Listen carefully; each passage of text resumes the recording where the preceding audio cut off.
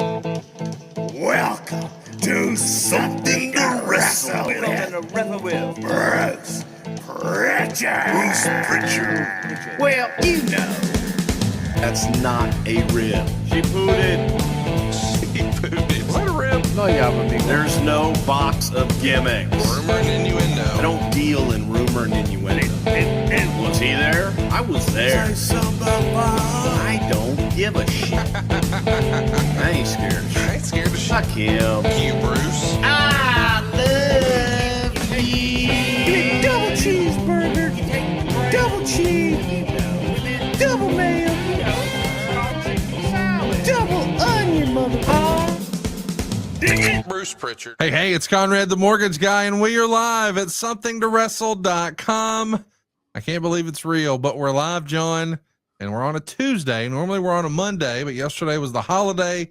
We're back in the saddle today. How are you, John? I'm doing fantastic. We had a first weekend of college football. Unfortunately, me and you got nothing happy that came out of this weekend.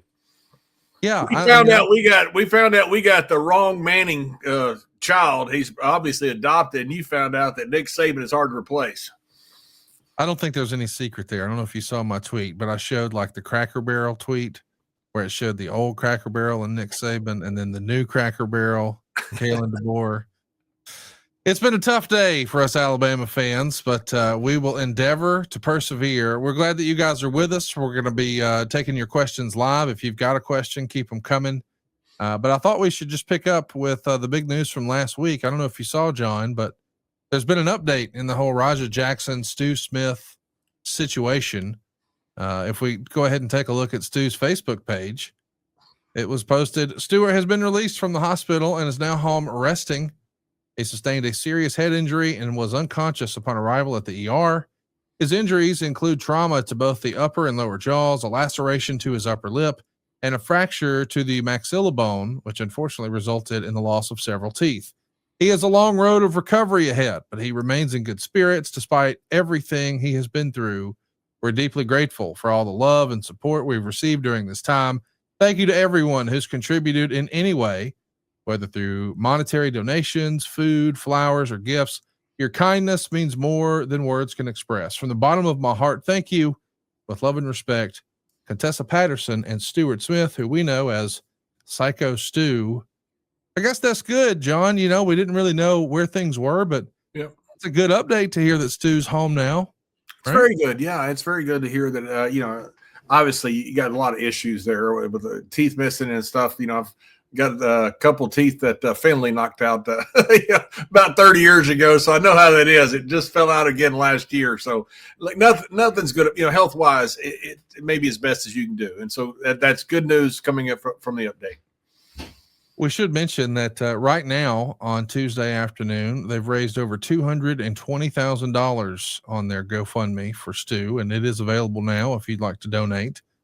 But when we try to get a real update on the situation, have you seen that Rampage made a post on Instagram sort of updating his thoughts? Have you seen that, John? I saw part of it because part of it was truncated when I saw it on social media. So I have not read the whole thing. I read part of it.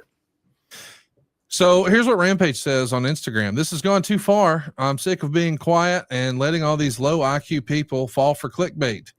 Yes, my son took things too far, and I'm pissed at him for being a POS and the way he handled it.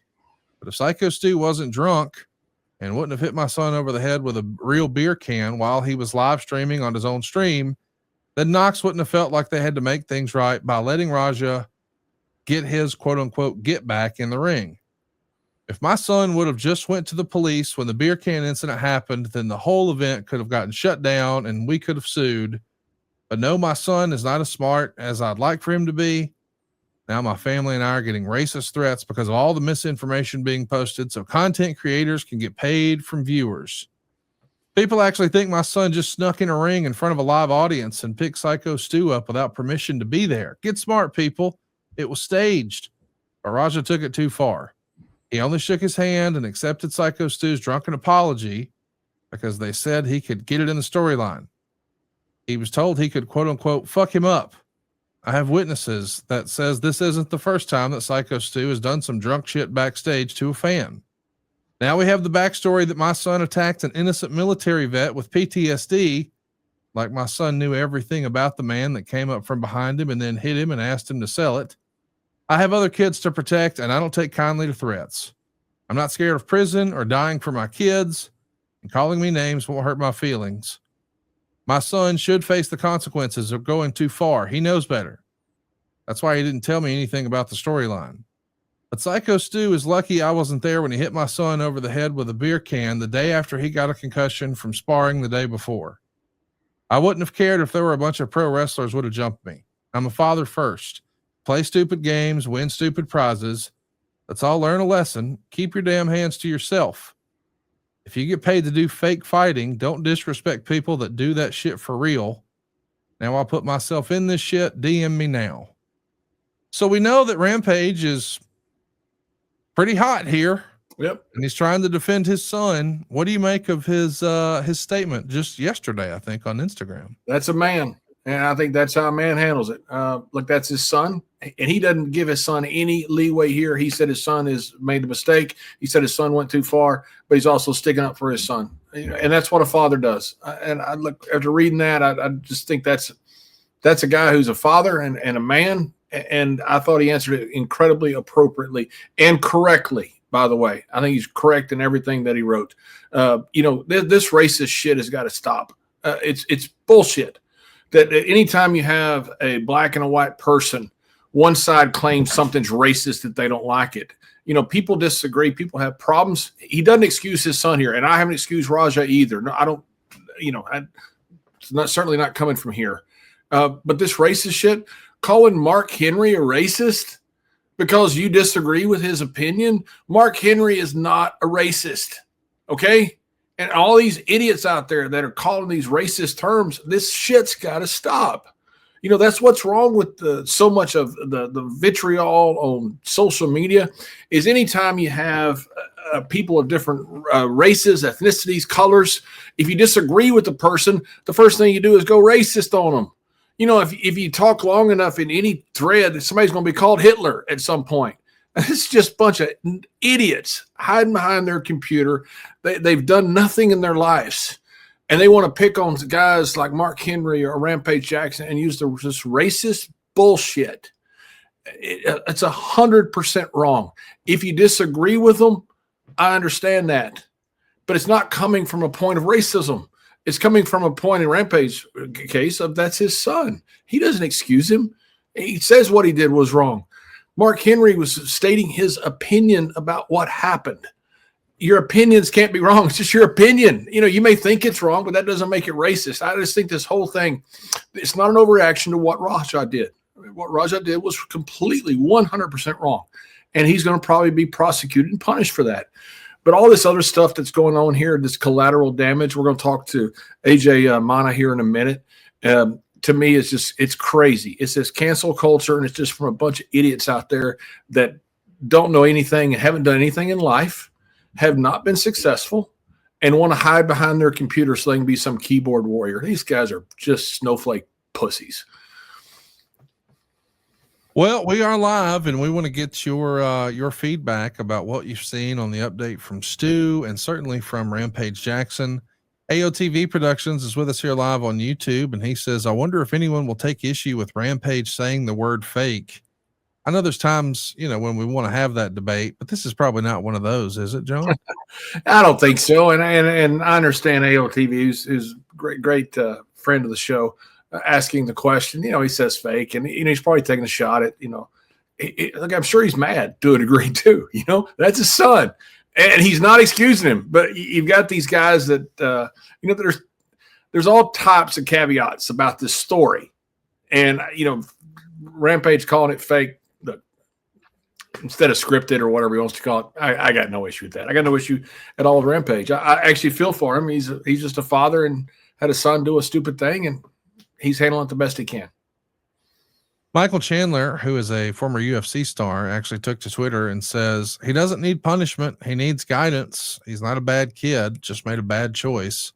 Once I adopt him and get him hanging out with wholesome kids like Hap and Ace, we're going to turn his whole life around. And that has led to a big discussion about, where is the punishment, if you will. I think there's a lot of people who assume by now that there would be charges And earlier today, Tom Lawler was on Ariel Helwani, and Tom doesn't believe that there will ever be charges filed here.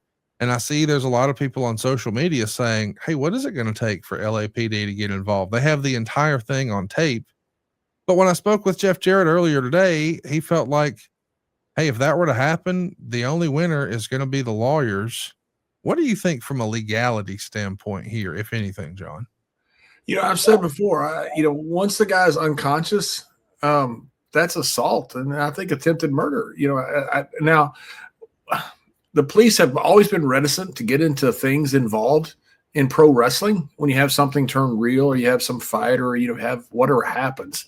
They've been very reticent to do that. I mean, because where do you step in and where do you don't? Where do you not? I think that's their fine line. I understand. It was pretty clear to me what happened, but the police guy nails a guy. You guy gets a receipt. Do you step in for that? It's a very much a gray area that the police have not wanted to tread in. So I can see where no charges may ever be filed. It will be interesting to see how all of this shakes out. From a PR standpoint and a career standpoint, do you think what do you expect is next for Raja Jackson? I don't know if you saw, but there was a report over the weekend that he's already been booked for another independent. And I know that independent was getting some PR. I don't know if that was by design or not. What do you think is next for Raja Jackson? Will there be organizations that are hesitant to work with him? Did this cost him his career? Maybe not legally, but from a PR perspective. It probably did. And I can see a very small chance that it doesn't. I think it probably cost him his career. And the whole thing, Conrad, when he hits him with the beer can backstage, and maybe he was drinking, I don't know. That's certainly what Rampage said. Others have said. I have no idea what actually, who was doing what at the time. I saw exactly what happened on video. Raja punches him right then. It's over with. People say, oh, okay, he hit him. He shouldn't have done it. He didn't let him in on it, and he gets punched. No big deal. Shit happens. What happened was in the ring, though, was egregious. A guy's unconscious, and it, and you just keep beating him until you knock out a bunch of his teeth. Not all of his teeth, a bunch of his teeth. I don't know who will use him. I mean, this is a real lightning rod. You never say never. I mean, if Jake Paul came along and says, I'll fight Raja, people would pay to see that. And so I don't know what's going to happen. Man, I didn't even think about that, but you're right. If he tried to do some sort of influencer fight right now. Oh, if Jake Paul says, hey, I'll fight him, bring it. We'll fight for real. And, use all this stuff, people are using about the wrestling and, fake words and all that stuff. That sucker draws. I'm sorry to talk about an incident like this where somebody, lost all their teeth and stuff, but that's the business side of it. If Jake Paul comes along and says, hey, I'll fight you for real.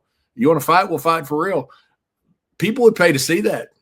It's interesting too, because you're talking about a heel versus heel matchup. I mean, we're talking about a real boxing match that's really probably not tasteful for us to even be discussing, but Jake Paul that's business. Yeah, it is the business, but Jake Paul's always playing the villain. And so now it feels like everybody's going to naturally want to boo Raja because of this. So it's like you almost want both guys to lose. That'll be interesting to see. I remember one time we had some guy with it's a pretty boy something gimmick. I can't remember. It was some type of gimmick in the Sportatorium. And Killer Tim Brooks came out. We were stuck with creative one night. Somebody didn't show up or something. Killer Brooks came out one night. And he was the biggest heel in Texas. He came out one night and faced this guy who was making all these noise, and it was a heel versus heel, but everybody rooted for Killer because they knew the Killer was a badass. They want to see this guy get beat up. And that's wrestling, but that's storyline. That's what we're talking about. Jake Paul's a good, tough fighter. Raja is a good, tough fighter. I mean, this is something, I think Jake Paul could handle being a babyface in this one for one fight. I think he loves being a heel, but I think he can handle being a babyface for this one. We are live on YouTube, and we want to hear from you. We get a comment here from Dave the Impaler, who's pointing out the obvious. I think we should share this with everybody. Dave says, I hope everyone making content on this donates part of their earnings to Stu's GoFundMe, like James and Stevie Richards are doing. Of course, I think that's a given. If you think at this point, JBL and I are doing this podcast because we're making boatloads of money. No, we like talking about wrestling with you guys. We could probably hang up and find a different way to make some more money. This is just fun. We love talking about wrestling, and we love hanging with you guys. Greatly appreciate you guys hanging out here with us. Derek Payne has an interesting question for you. He says, has there been an incident that JBL was a witness to that could have cost a superstar their career, but instead made them a star? Do you remember seeing something happen where you think, that might be the end of him, and then it turns out you were wrong? They embraced it, and it became a sellable point. And I've heard a lot of this, guys, Vince had an admiration for guys that, stood up for themselves, and he didn't mind it. He fined guys, I remember I was there when Bob Holly and Rene Dupree had an incident in the ring, and he fined Bob. It was a significant amount, but he didn't fire him. I think he understood, he understood the reason behind it, and there's a lot of instances where, guys did things that, might have been something that a miss, but because Vince thought they were standing up for themselves, he didn't have an issue with it. I don't know can't think of one that made a guy a star over it. With that, there was times where guys had been in a scuffle or something and did well, and they got a push. I just can't think of a guy becoming a huge star. But yes, that has happened. We've got it shouldn't happen. It shouldn't really matter. But guys just have respect for guys. I mean, it shouldn't matter. It shouldn't matter if a guy is a Danny Hodge tough guy or a guy that's not tough at all. It shouldn't matter. Can they draw money? And do the fans think they're tough, which is completely different. You can get over as this super tough guy, whether you are legitimately or not. It doesn't matter. It's all perception's reality. We are live here on YouTube. If you've got a question, we certainly want to hear from you. I don't know if you saw, but we got a live comment here from Chanel Devious Bear, who says Stu is doing all right. In case anyone wants to know, just got off the phone with his wife. Man, hearing that he's on the mend, that's encouraging. That's good news for everybody. Dominic Alberto is with us here live, John, and he says another mass transit incident. I'll be honest, I hadn't even really considered that. This is kind of that, but in reverse, whereas that was a wrestler who was taking advantage of a newcomer. Now this is an outsider, sort of the same thing, but he's the one doing the damage. It is like a reverse mass transit situation here. Yeah, it is. And these things have happened, on and off throughout wrestling history. That's why you always had policemen. You always had guys, willing to take care of guys. John Pesek, probably the greatest policeman of all time back from the 20s and 30s. You had guys when I was in Europe. You had Gustav Smeasel, who could break the whole world in half. And I wasn't ever there. I never saw this, but fans come in and say, "Who do you want?" And of course, they're going to choose Finley over Gustav Smeasel. Gustav looked like he walked off a freaking Roman Colosseum statue somewhere, and Finley's the one that would beat you up, break your thumbs, and make you eat them. so there's always, there's always been policemen in this business that you've had somebody, if they want to play, that you've got guys that'll play. Well, stay tuned, boys and girls. We do have a special guest coming up. So, John, we are live here on YouTube, and I think you have arranged a special guest for us. Normally, we don't do guests, but over the weekend, I know you talked to a friend. Yep. And, well, why don't you just sort of set the table for what's about to happen and how we got here? Yeah. Tell this instant whole thing with Raja and Stu and all the guys, Rampage Jackson, and all this garbage that goes with it. I'm not talking about what Raja did. I'm talking about the garbage of the racism bullshit. People claiming that just because you have a black and a white person, you claim racism on either side. If you want to claim racism, you claim the white guys are racist against the blacks. And if you want to claim the other side, you claim the red blacks are, it's just bullshit. It's Neanderthal thinking, and I hate it. And so Godfather, my dear friend, called me and said, "Hey, AJ is getting a really bad deal in this, lost his job and all that stuff." What he said was, "Hey, I think it's on video. We'll get you a receipt." The camera was rolling. Apparently he was in character. And I've been around a long time in this business. I've heard this, we're going to get a receipt. Receipt does not give you the green light for assault. Receipt is special, and he was with the camera there. He was in character. It's certainly what it appears. So Godfather told me this. I reached out to AJ, and AJ, I talked to him, and I felt so bad for him. He said, "My career's probably over." He said, "But I want at least, my name is being ruined because of this." And he said, "I lost my job, and I said, well, we'd like to discuss this on Something to Wrestle. He goes, can I give you a statement? So then after talking to both you and our stud muffin, Dave Silva, I thought this would be great just to get him on and let him tell his side of the story. You know, people are getting canceled and some unjustifiably so. And I think that's the case here. And so was the background for us getting AJ on the show. Well, ladies and gentlemen, without further ado, we've got a special guest with us. Let's welcome AJ to Something to Wrestle. AJ, what's going on, man? How are you? Good afternoon, gentlemen. How are you doing? I'm doing okay. But how are y'all? So AJ, tell us the fallout from it. There's been speculation. Did you lose your job? What all has happened with you? Okay. When it comes to my shoot day job, it wasn't because obviously there's no conviction here, right? On my behalf, there's no crime that I actually committed.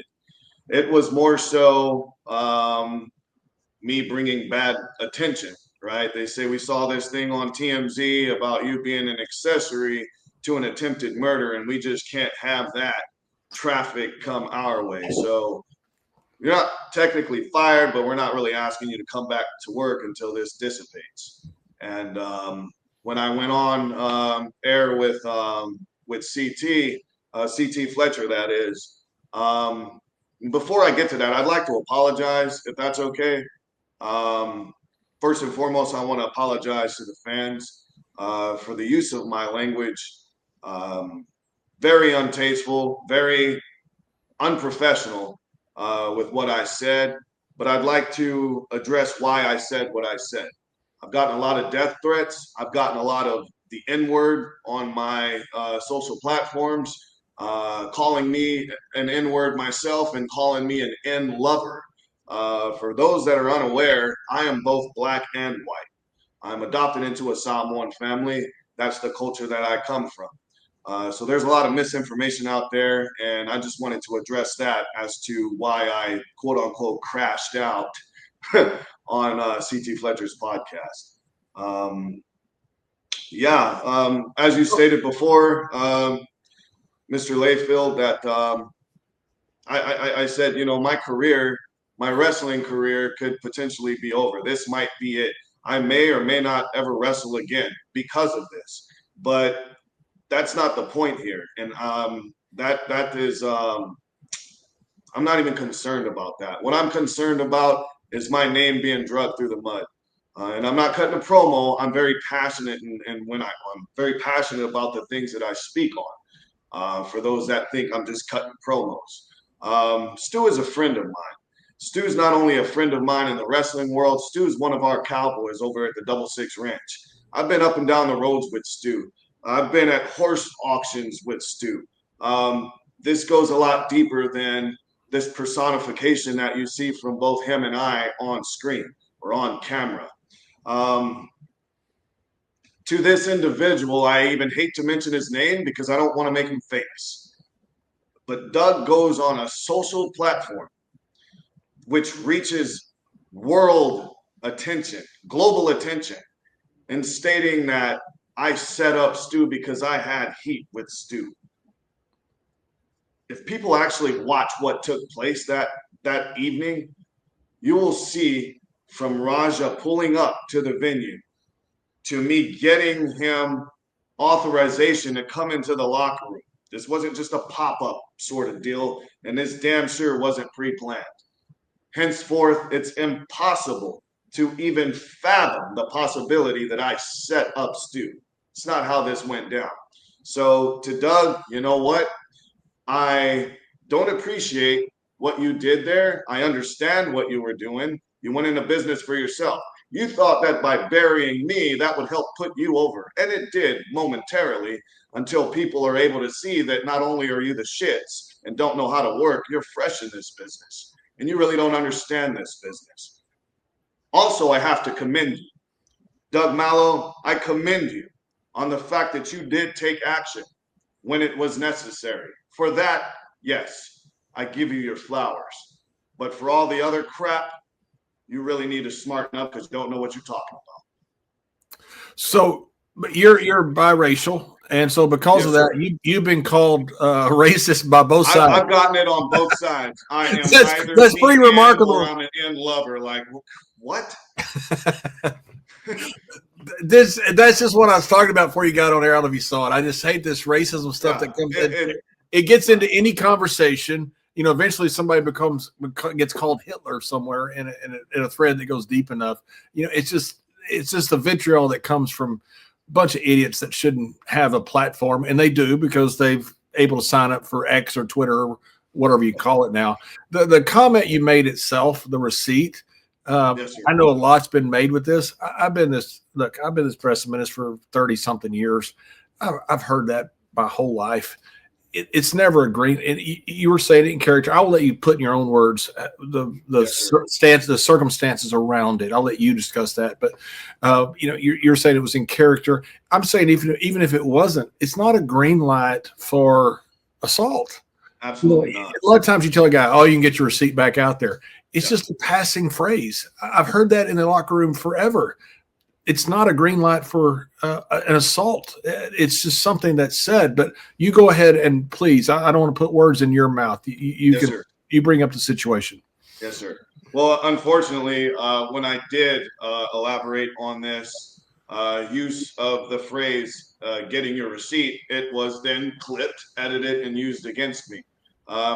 Much like the law, anything you say can and will be used against you in the court of law, right? And this is an issue in which a crime has been committed, right?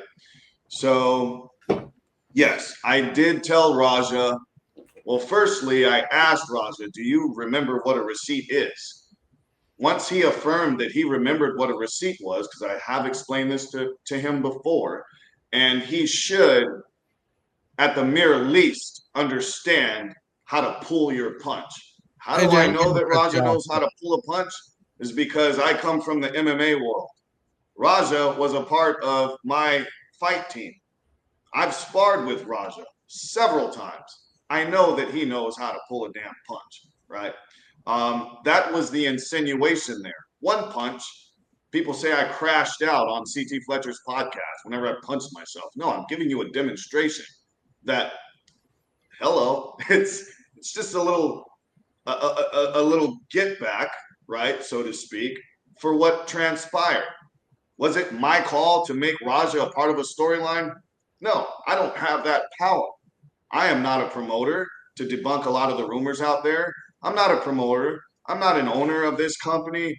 I was talent, right? So I'm seeing this freaking camera in my face. I had no clue that this thing was being live streamed, right? We did a pre-taping at a gym prior to that. And that's how this whole thing came about. Rampage was like, hey, you know, I see you doing your thing out there, but you could be getting so much of a following if you just hop on this live stream thing. Kick, I think it's called. Kick, yeah. And that'll help you get your following. You know, you and Raja collaborate. It'll help build both of y'all up.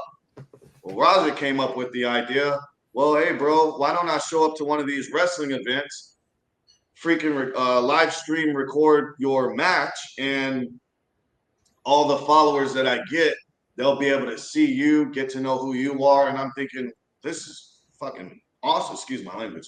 This is awesome. Like, we could have a cross collaboration here from the MMA world and the professional wrestling world. Not on a very big scale, but at least it would be an introduction to some form of a cross collaboration on the independent level, which, to my knowledge, has not happened before. So me bringing Raja into the locker room was not to be a part of some storyline. It was to introduce him to the sole proprietor, the owner, and promoter of Knox Pro. That's all that was. That's the only reason he was back there, right? People, again, I didn't know this thing was being live streamed. So to me, I'm thinking, all right, this is all being recorded. Hell, 90% of this shit's going to get edited out anyways. What led up to me telling Raja to get his receipt would be edited out whenever you're actually working to build this story. That's all I was doing.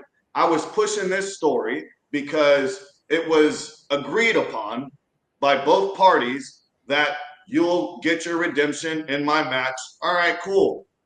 My assumption, I brought Raja in. This happened with the can. That happened to my buddy. All right, I guess I'm on Raja's side in this. And Stu, whoever he brings into the story, that's how we'll work this thing. So I'm like, hey, remember what a receipt is? Yeah, all right, well, go get it. It's just one punch. Ain't gonna hurt nobody. Shouldn't hurt nobody. Raja took it upon himself to go far, far beyond what he was told. This has nothing to do with me. Yes, did I do a lot of bitching and moaning whenever I lost? Yeah, I did. And you know what? I had to sit back and realize this ain't about me. Someone got severely hurt that night. A lot of lives were impacted that night, and I don't think people actually understand the severity of this thing. You are accusing me of being an accessory to an attempted murder. Do you not realize how serious of an accusation that really is? Do you not realize how that impacts my life? Not as AJ Mana, the character. Andre Joel Hudson, the man. Do you not realize what you've done? Doug Mallow, you want to be famous? Burying someone and pinning some crap on them like this ain't the way to do it, brother. It just ain't the way to do it. And I mean, I can only harp on this so many times before it's just redundant. If people out there are such idiots that they don't see what is happening here. I mean, David Otunga, my God, bless that man. I don't know if y'all saw David Otunga's take on it. David Otunga is correct me if I'm wrong, he's a Harvard grad. He is both a professional wrestler and a lawyer.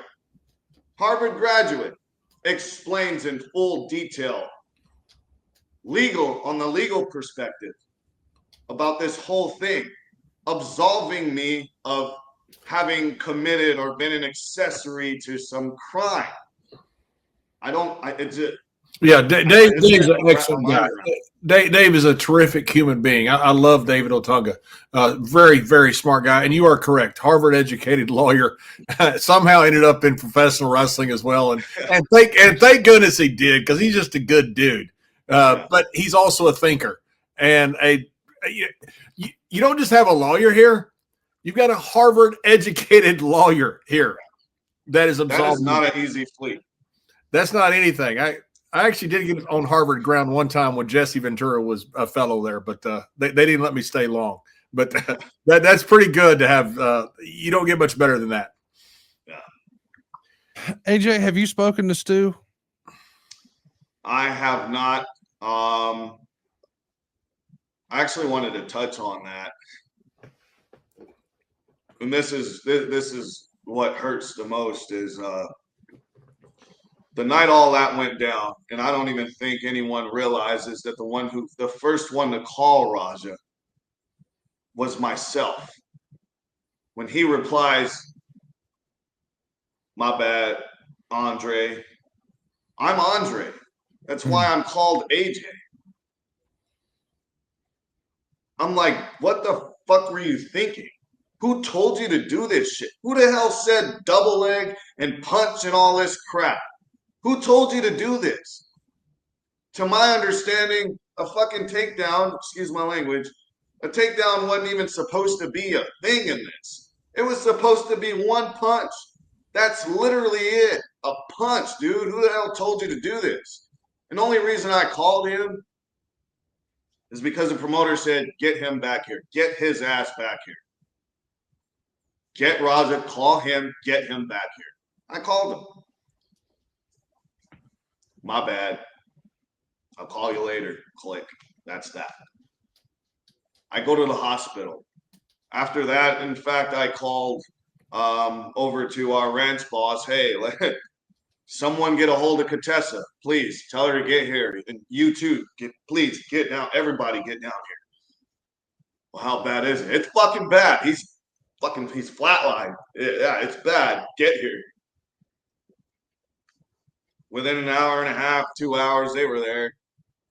I was there, the hospital, while everyone's blaming me because of some freaking video that Doug decided to clip out of a stream, put it in a freaking group chat and say, I'm done. Now everyone's like, well, explain this, AJ. Well, I was working the story. That's literally what I was doing, working a freaking storyline, a work that went totally off the rails. Now you're going to take that and try to bury me to put yourself over? I mean, come on. So freaking I'm then at strongly suggested to me that it's probably best that you don't be here because things are tense right now, so you should probably go home. And I did. Doug not only is not a friend of Stu's, in that entire week that Stu was in the hospital, do you think he ever showed up to the hospital? You think he ever paid a visit? No, he got his clout. That's what he got, clout. TMZ shows up to the gym where I used to train kids. I had a collegiate wrestling program. Hey, AJ, I don't mean to cut you off, but what day did you stop by to see Stu? The night, literally within the hour after that all transpired, I jetted right over the hospital. Folks were still hanging around. I'm packing my shit like I'm going to the hospital, dude. I went straight there. Are you in any communication with his family at all? I know you said you haven't spoken with I've Stu. reached out, haven't got an answer. And from from Stu's perspective, I understand. I'm sure everybody and their mom is reaching out, trying to get a hold of him. I did speak with our ranch boss, and he says, you know what? When this thing blows over, maybe you and Stu should just kind of have a sit down and talk about this. And I said, if he's willing to hear me out and not believe the shit that's being put out there, I'm there. Doug Marlowe, if anybody isn't sure, is the fellow who I believe is the guy who pulled Raja off of. He is. Yeah. And Mr. Epic, a friend of the show, is with us here live, and he wants to know, AJ, where were you during the assault? So take us back to that moment when you know what? Hey, and Doug, hey man to man. All right.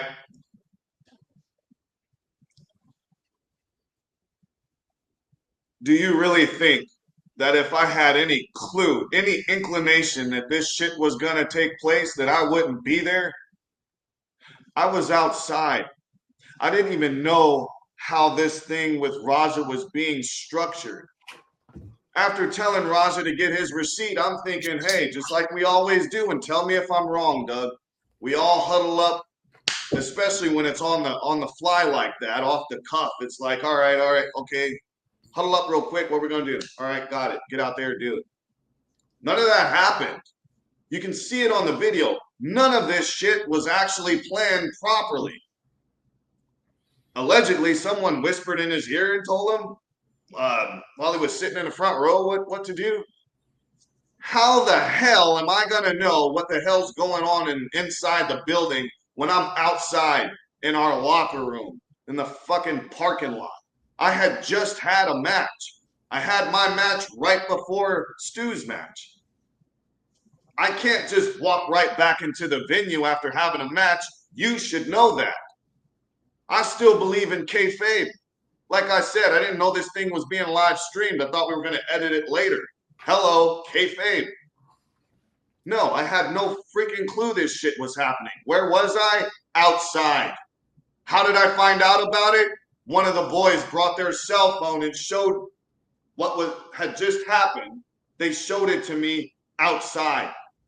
That's whenever I went in there and seen him in the middle of the ring. I had no fucking clue this was happening. So just to be clear, you're saying there's nothing to the reports that you and Stu didn't get along or you guys weren't friendly beforehand? Absolutely or had you had not. problems in the past? No, that's all bullshit.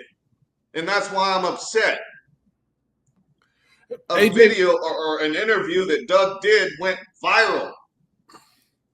AJ, sure, you got your clout out of it, but come on, look what you started. AJ, you mentioned about TMZ coming to where you had the children's wrestling at your gym. Go ahead and finish that story, please. TMZ shows up to the gym where I had a fitness program, a wrestling program. My fitness program was more so for adults. Collegiate wrestling program for the kids. TMZ shows up to this gym, offers $500 to anyone that would talk shit about AJ Monaco. Who the fuck does this, and why?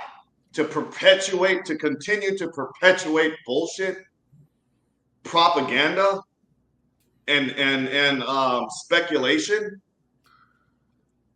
Right. Like, seriously. So, AJ, now what is going on? I know with you. I mean, you are like the ultimate cancel object right now. You're the flavor. Look, I've been a flavor the week before. Believe me, I understand it very well. When something happened once before, I was doing commentary outside of wrestling, and somebody called me and said, "Hey, you might already answer this." I go, "No, how about I just don't show up?" Yeah. It pissed me off so bad, but that's not always an option. I wasn't getting paid or anything for the extra commentary, so it wasn't that big a deal. It just pissed me off that they asked me to answer something that was pretty much a storyline thing, and I just wasn't going to do it. But believe me, I've been canceled on and off or tried to, so I certainly understand it. What's the lay of the land right now with Knox Pro, with what's going on with all this stuff, and with you? Quite frankly, I hadn't been in touch with Knox Pro ever since I was kicked off the feed when that video was posted in the feed with me telling Raja to get his receipt, and folks are playing stupid saying, well, AJ, explain this. What's there to explain? Everyone was there. We were all on the same page.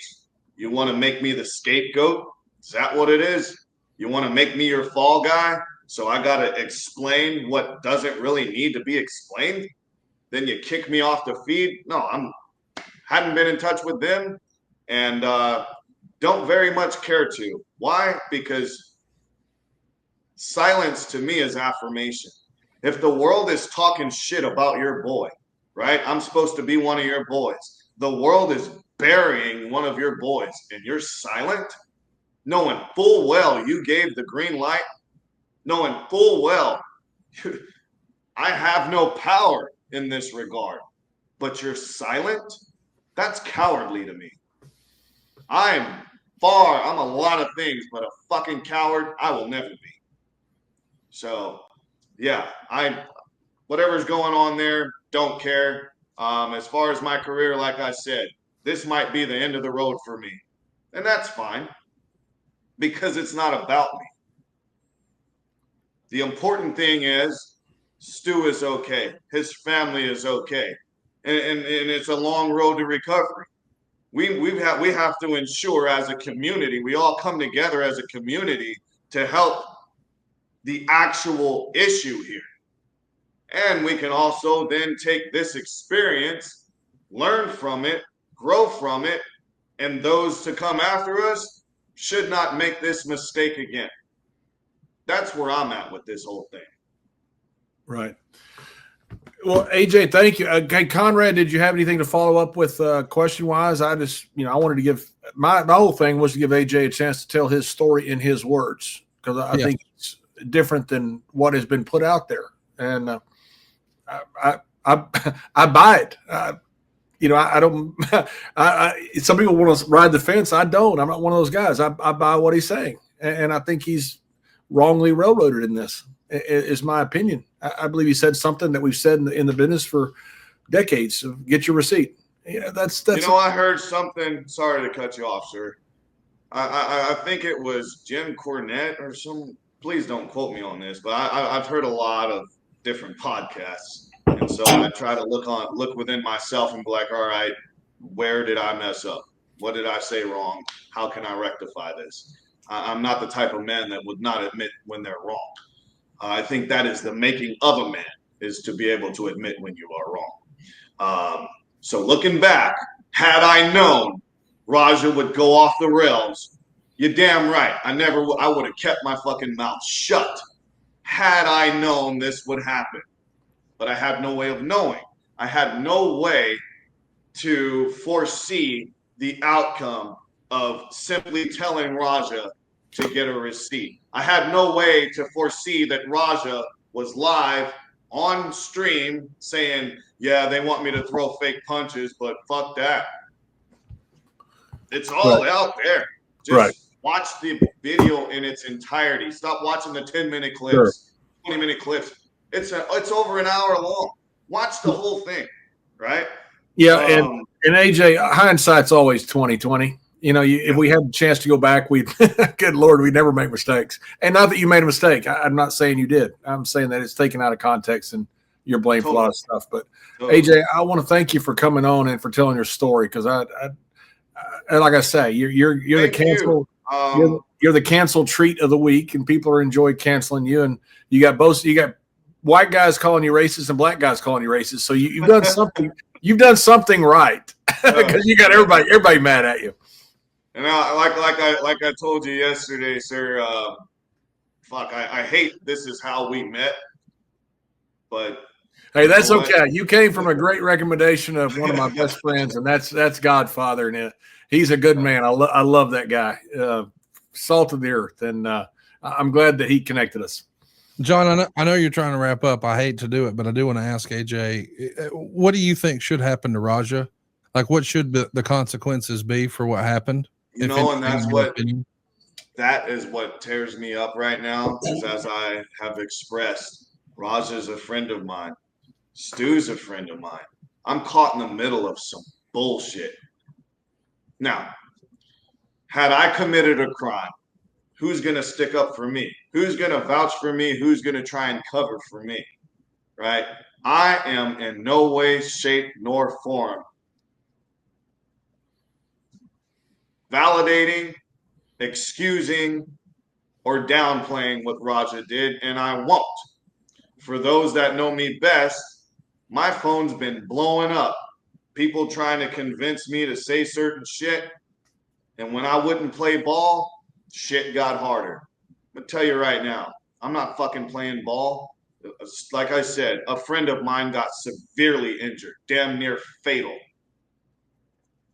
That's why we have laws. And may the full extent of the justice system be exercised. May justice be served. That is not for me to say. That is not for me to assert. I think that's something that's already understood. So let's utilize what we have within the justice system. Let the justice system do their job in bringing about that justice.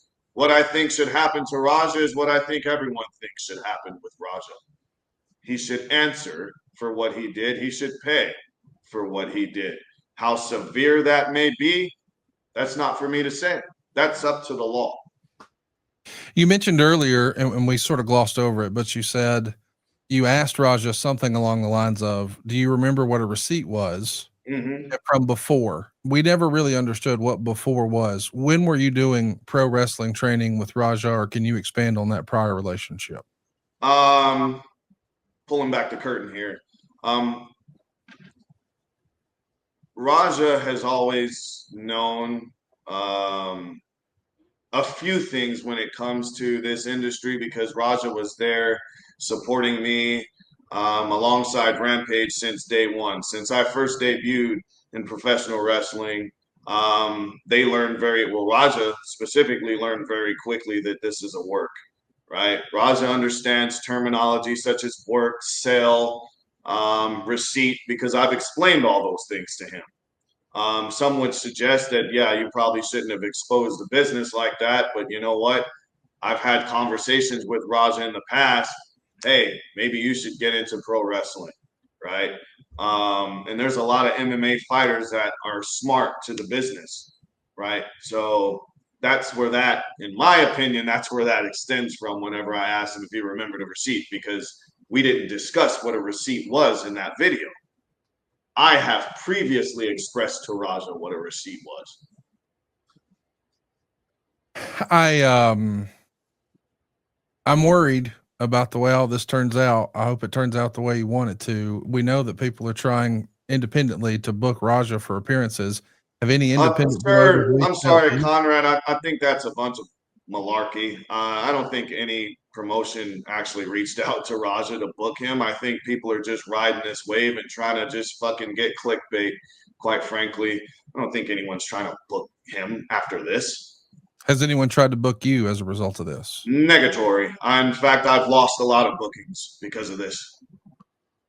Do you think you'll continue to pursue pro wrestling, and what will ultimately make your decision for you? If the opportunity presents itself, I'd be more than grateful. It would be a huge blessing. However, I'm not really banking on it because people are saying I should be blacklisted. Pro wrestling is something I've wanted to do since I was 8 years old. That'll never go away. There's nothing that I'll ever do in this world where I'm not going to think about pro wrestling.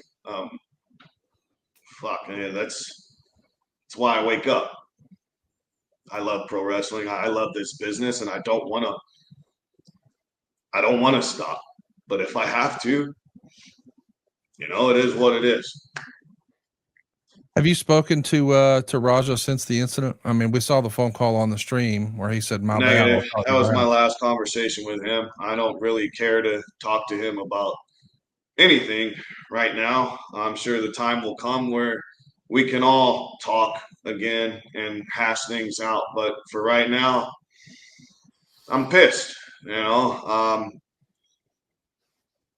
Like I said, a lot of lives have been affected by this. In my career, it took a big hit over some bullshit. So, did you know that Raja was a streamer? I did. Yeah. I actually did a stream with him whenever I was at the gym days prior. Him and Rampage, we were doing one of their kick live streams where people troll you. They just talk shit the whole time. And I would talk shit back. But then I kind of got in the groove of it, like, okay, they're just poking fun. And I need to get used to this sort of thing anyway if I'm going to be in entertainment. Like, this stuff happens all the time. So, yeah, I actually enjoyed it. But in a way, I also regret it because this whole thing started because of some live stream bullshit. Yeah. Well, thank you for all the time today. If people want to get a hold of you, are you still on social media? How can they find you? I am. I've turned off my comments for obvious reasons. We should all do that. But yeah, you can find me AJ Mana 101 on Instagram. If you can't find me there or Facebook, it's going to be Andre Joel Hudson. I still have my shoot name on Facebook. So, but all platforms, AJ Mana 101. Thank you for joining us, man. And AJ, thank you very much. Thank you, sir. I appreciate been great meeting you, and hopefully something helped here. I hope. It's yes, sir. No promises. People don't want to listen. They don't want to listen. We can't make them listen. But your story's certainly out there now. Thank you. Thank you. God bless y'all. God bless you. We're going to take a quick break, and we'll be right back after these words. We never have guests here on the show. It's pretty rare that we have a guest, but AJ was brave enough to join the show. What'd you think of AJ's testimony today, John? Well, looks like John is taking a break. Oh, no, I was muted. Okay. Dave Silva muted me. He got tired of hearing me, and he's always picking on me. I was thinking about all the negative, trolls and stuff. It's kind of like getting one of our research reports for oh gosh, our shows. I got our own guys here that troll me in our own personal internal email research report. So I can understand that. John, wait. Let me ask you, Conrad. What'd you think? That's the first time you had heard AJ's story from AJ, and what'd you think? Not good. Not good. What? I feel like we're live on YouTube. We're gonna start recording these. I know that this came from a good place because you think a lot of Godfather. I do too, and I know that he has a relationship with AJ. But Man, if you're seeing the live comments on YouTube, nobody's buying AJ's story, and I feel bad. I feel like you were trying to help, and I Yep. think we may have accidentally made it worse. Like Nate, the lawyer's with us, and he says AJ's the fall guy. Raja was told to hit for real. He went too far, but blame lies with whoever gave that order. Just a bad angle gone wrong. And later, Nate, the lawyer, said, AJ, you need a lawyer. Civil liability is very possible, and hopefully criminal is off the table. And he continued, if I was a cop and a prosecutor, AJ needs to shut up because he's not helping himself. His excuses do not legally help him. They hurt his case. And our comments, man, were overwhelmingly negative. I think a lot of people feel like he was trying to turn this into a promo. And I hate that because I know this came from a good place. I mean, you were trying to help find some sort of silver lining and be some sort of positive here. And I appreciate that. But I think it may have backfired a little bit, John. Wait a minute, though. Negative comments on Twitter? Really? Maybe. I mean, come on. I get this, but people, Conrad, it's kind of like anything. If you say something positive, people say, oh, you're stupid. You don't know any better. But if you say something negative, you sound smart, or at least in your mind you do. That's why when people talk about wrestling, they go, oh, that match wasn't any good. The match back in 1950 something was so much better. You sound smart. Anybody who says, man, I loved what went on, it's, oh, you're such a mark. It's just being negative on social media is almost just, it's contagious. They try to turn it into an art form, and they don't because they're idiots. You're not calling our fans idiots, but okay, I am. If you think at any point in my life I care, you're wrong. Look, I think people just want to be negative. And I think AJ explained his story. They may not like the way they thought he was got a wrestling promo. I don't think he is. I mean, Conrad, I don't know how in the world you can blame him for this. I really don't. And if you do, please explain it to me. I mean, he said one thing in there and get a receipt. That's something we've said for decades. That doesn't green light assault. It never has. It never will. A lot of blame to go around. I mean, first of all, there probably shouldn't be open alcohol containers backstage. We agree. There probably also shouldn't be someone with a camera there who everyone doesn't expect. We agree.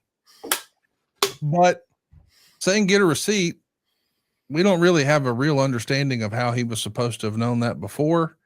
And then AJ, even in the interview, said, hey, I thought we would just clean it up. But he acknowledged he was a streamer and he had been on the stream before. I mean, my bullshit meter was going off and I wanted to help, but I don't think he helped himself at all. And I think, sadly, that's probably the end of AJ in wrestling. I don't think that people will see this and say, man, I can't wait to hire that guy. I think the internet wrestling community, that he's looking for pats on the back. I mean, I feel like if anybody tries to book him now, they're going to come after him. And we shot ourselves in the foot in an effort to make things better a little bit. That's my read, but please poke holes in that.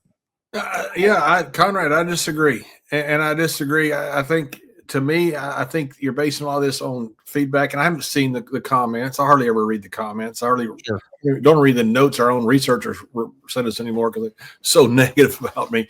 And I think that just kind of goes with social media. His idea of, just because you streamed before, maybe you know it's you don't know that you're streaming at this time, if it's going to be edited, whatever it is. I mean, if you're not used to it, maybe you didn't know the first time.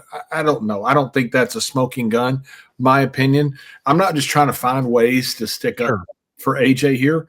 It does come from a good friend and godfather who told me the whole backstage story, and I respect the hell out of my dear friend godfather. And I thought AJ's story made sense to me. I thought it had credibility. And I think he's getting canceled. I've seen guys get canceled. I've had people try to cancel me for the same thing of stuff that I wasn't responsible for. I've done enough to get canceled. You don't have to find shit that I didn't do to cancel me. But I've seen what happens to people, and I've seen the fallout from it. And here's a guy that potentially loses his job over something like this in this wrestling business. And it's because somebody took all this wrong and clipped out one little portion and said, and blames him for this assault or attempted murder, whatever you want to call it. I just don't think that's fair. And, I hope I hope people got to hear his own story, make up their own mind, and I don't know if the feedback from comments, so many times when you look at feedback from comments and you get like 20 comments that are terrible, you think, oh my God, everybody's against it. Well, does that 20 really mean your whole 1 million people that are following you and all your platforms and stuff, that 20 people, not 20,000, 20. Does it mean that? Is there a way to extrapolate that? That means half your people. That means 500,000. We don't know that. Maybe it means 20 people. Maybe it means 5 people tweeting 4 times or posting 4 times. We don't know that. It seems overwhelming because it's on your phone and it's very personal. I'm just not sure it represents what everybody's thinking. I don't know that. Well, to be clear, I haven't taken to Twitter to see what the comments were about the live feed. I was just seeing the YouTube comments from people who were watching us live here. We'll continue the conversation in the comments. We're going to highlight some of these comments next week here on the show. We do want to hear from you, and comments are continuing to pour in. Aerostream says it's not a matter of the receipt. It's more of why wasn't he there watching him ringside? I think we got to the answer with that. Yeah, that's not, if you heard it and maybe Aerostream didn't, I thought he answered that very well. Look, I've been involved in a bunch of matches in my life, thousands of matches I've literally wrestled, and probably who knows more that I've seen or watched. And I've told people backstage stuff, what they should do in the ring or what they should not do. And I didn't watch all of them. There were things to do. Things are going on in a live show that he didn't for him not to be there at ringside, that makes zero difference to me. The Aerostream says, so you were in the same match as Doug. How come Doug was able to get to the ring after the match and you didn't? Of course, we know that AJ did give an answer. He was outside the building. Yeah. That is logical that if you're outside the building, you wouldn't necessarily know what's happening inside the building. I don't think for a second, and again, I don't know AJ. I just met him for the first time like all of you guys did. But it's hard for me to imagine that anyone would know that was going on inside and then not do anything about it. So I am going to give AJ the benefit of the doubt on that. Yeah, me too. I thought he answered it perfectly. And you got to understand the logistics of being at a wrestling event. Whether you're outside the building or not, if you're not watching what's going on in the ring, you have no idea what's going on. Sometimes you can pick up, if you've been there long enough, pick up what a match is doing or not. But you can't tell from the crowd reaction what's going on. And so if you're just not in view of the ring, you wouldn't have been there to make any type of intervention. Brian Turner's VHS Rehab says, y'all tried to give him an out. No, what we did, Brian, is we gave him an opportunity to speak. Yeah, 100%. To pull back the curtain, John, I had a chance to speak with him over the weekend, and I thought that was interesting that we hadn't really heard from him. So we decided, hey, we'll extend the invitation. He was brave enough to hear and show up and to take the arrows. But I imagine more are coming. Nate, the lawyer, says a receipt is an assault. When you hit someone for real, it is an assault. Most people can report receipts, but they legally can. So he's saying it is crossing the line. I know that's always fuzzy with wrestling, but I've heard a lot of people talk about this. And I just want to clarify, at least from your perspective, John, a receipt is, if it was with malice, not necessarily, this guy just hits harder than other guys. We've always heard that some guys work snug or stiff or whatever you want to describe. But the idea that it's a receipt is meaning, hey, I think you put some oomph on that one on purpose, so here's one right back. Do I have that right? Yeah, you have that right. That happens all the time. That's not, look, I don't know what the definition of assault is. That doesn't even come close to it, in my opinion. Look, no offense, but I've been again, I hate to keep using this. I've been in thousands of matches, and I know when I'm getting a receipt due, because I remember one time I hit Viscera so hard on the apron. I don't know how he stood up. I punched that man as hard as I could, and I didn't mean to. I turned around and went to throw a punch, and he was closer than what I thought. I hit that man right on the jaw. That man has a jaw like a dinosaur. It didn't budge him. And as soon as I hit him, I said, "Oh shit, I'm sorry. I'm getting that one back." And I did. He got me a receipt. And did he punch me? Yeah, he did. He punched me right in the face, and I knew his receipt, and we laughed about it. I remember one time I got Taker with something. I go, "Ooh, I'm getting that one back," and I did. It's part of the business. It's more part of what people say. People say, "Oh, receipts," or like you said, it's not knowing the inner workings of the business. You get a receipt. Most of the time, guys just laugh about it. Go, "Yeah, I knew I deserved that one. That was a receipt." Shit happens. We're grown men in a tough business, and those things happen. And for him to say a receipt, it's not a green light for assault. No, I think we all agree with that. I mean, I don't think there's any chance that AJ or anybody expected that level. So if AJ is not given the green light for assault, why is he being thrown on the bus so bad? Because he's seen as being an instigator and bringing an outsider in, and then he's not really taking accountability on the stream here today. I mean, to say, he didn't know it was being streamed, and then later I knew he was a streamer and I'd been on before. I mean, I think what people wanted him to say is, hey guys, I fucked up. I should have talked to the promoter. I should have hashed everything out. We should have got a plan together, got everybody in the room and but I made assumptions and I got involved and I shouldn't have. And now somebody's really hurt. And I think people wanted to hear that he is friends with Stu and he's been there and he's going to support and, he's tried to make amends, but instead it felt a little bit like we were getting a wrestling promo. That's what the comments were saying. Like they're thinking that he's cutting a promo. And I get that's just the way he's been trained to speak. And maybe he just speaks that way now. But I think people were thinking, hey, we're not trying to see AJ Mana versus Doug Mallow. We want to figure out what the hell's going on with Stu. And why did this happen with Raja? Conrad, a couple things. One, the thing with Doug, I don't know Doug. I don't know anything about him, or I don't know fully what happened. I know when a guy bashes you on the internet, all of a sudden you get worked up on it. You want to go after the guy. I understand that completely. I try not to. I try to never, I try to never answer any of it. When I was younger, I did, and he's younger, and it's natural for a young guy, full of vim and vigor, as they say, to fight back when somebody bashes you. I think that is normal for him to do. And people say, well, he shouldn't have gone after Doug. Wasn't that? Yeah, look, Doug went after him. I get it. They both got egos. Okay, you get an ego, and it's somebody sitting there socking you on the internet. You want to take your chance to go back after him. And I think if he brings a guy to the dressing room, I brought guys in the dressing room before from different places. I just assume that not a lot of times I'll check on because especially as I'm older, I'm one of the older guys around. But when I was younger, I didn't check on what happened. The promoter would take care of it. The booker would take care of it, and everything be done. I just assumed it was all be done. I figured that's what he did. Is my opinion. Again, I'm not trying to come on here just to stick up for him, but I do think he's wrongly being canceled here.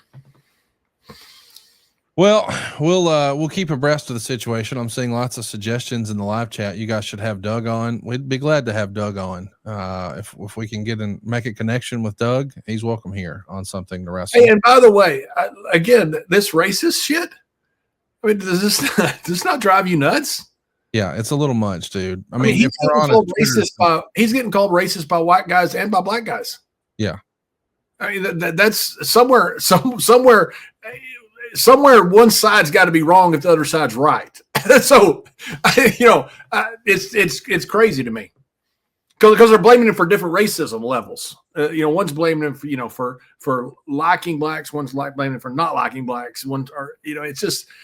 It's nuts. I mean, all this stuff of people coming on and just typing the word racist. I think that should almost be a libel issue.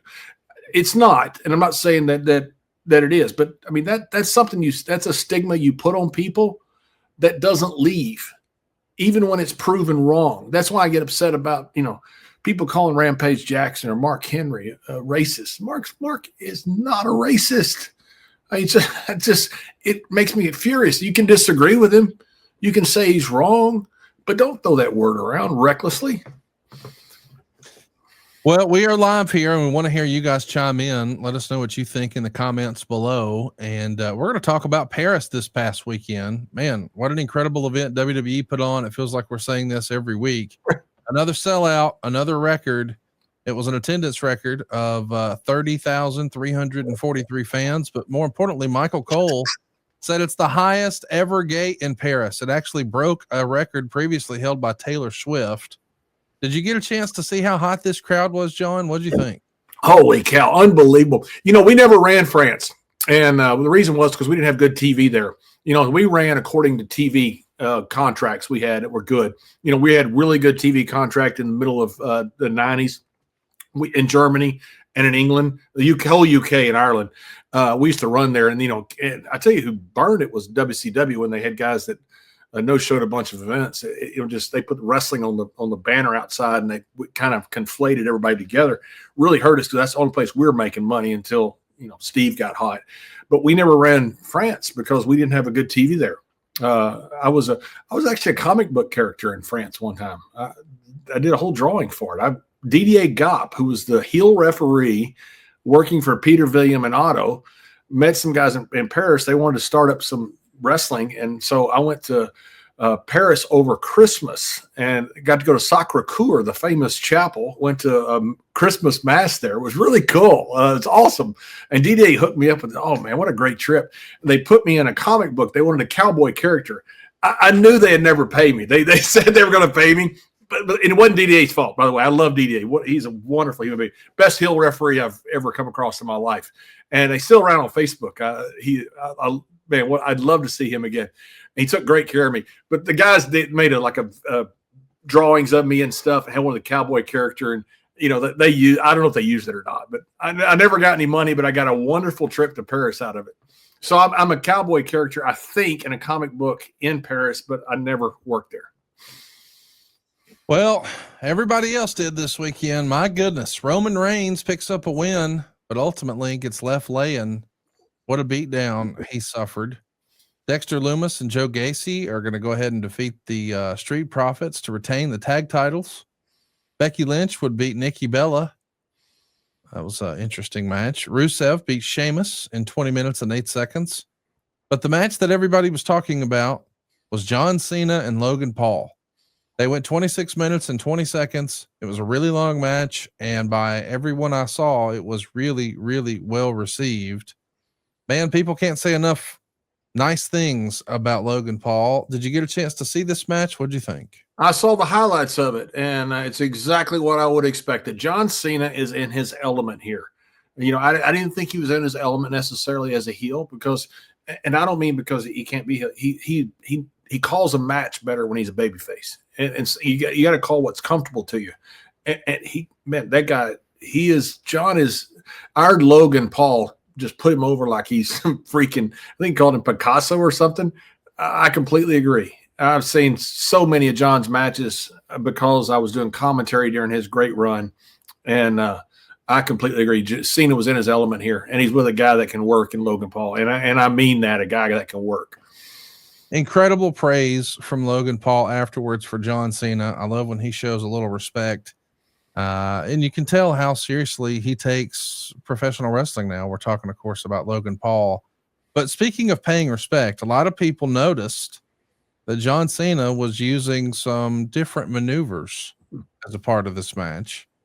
John actually said, everyone knows I don't pick opponents. I'm at my best when it's the open challenge. Like, wow, this is a revitalization of John Cena. I always want to be a platform for people to give their best.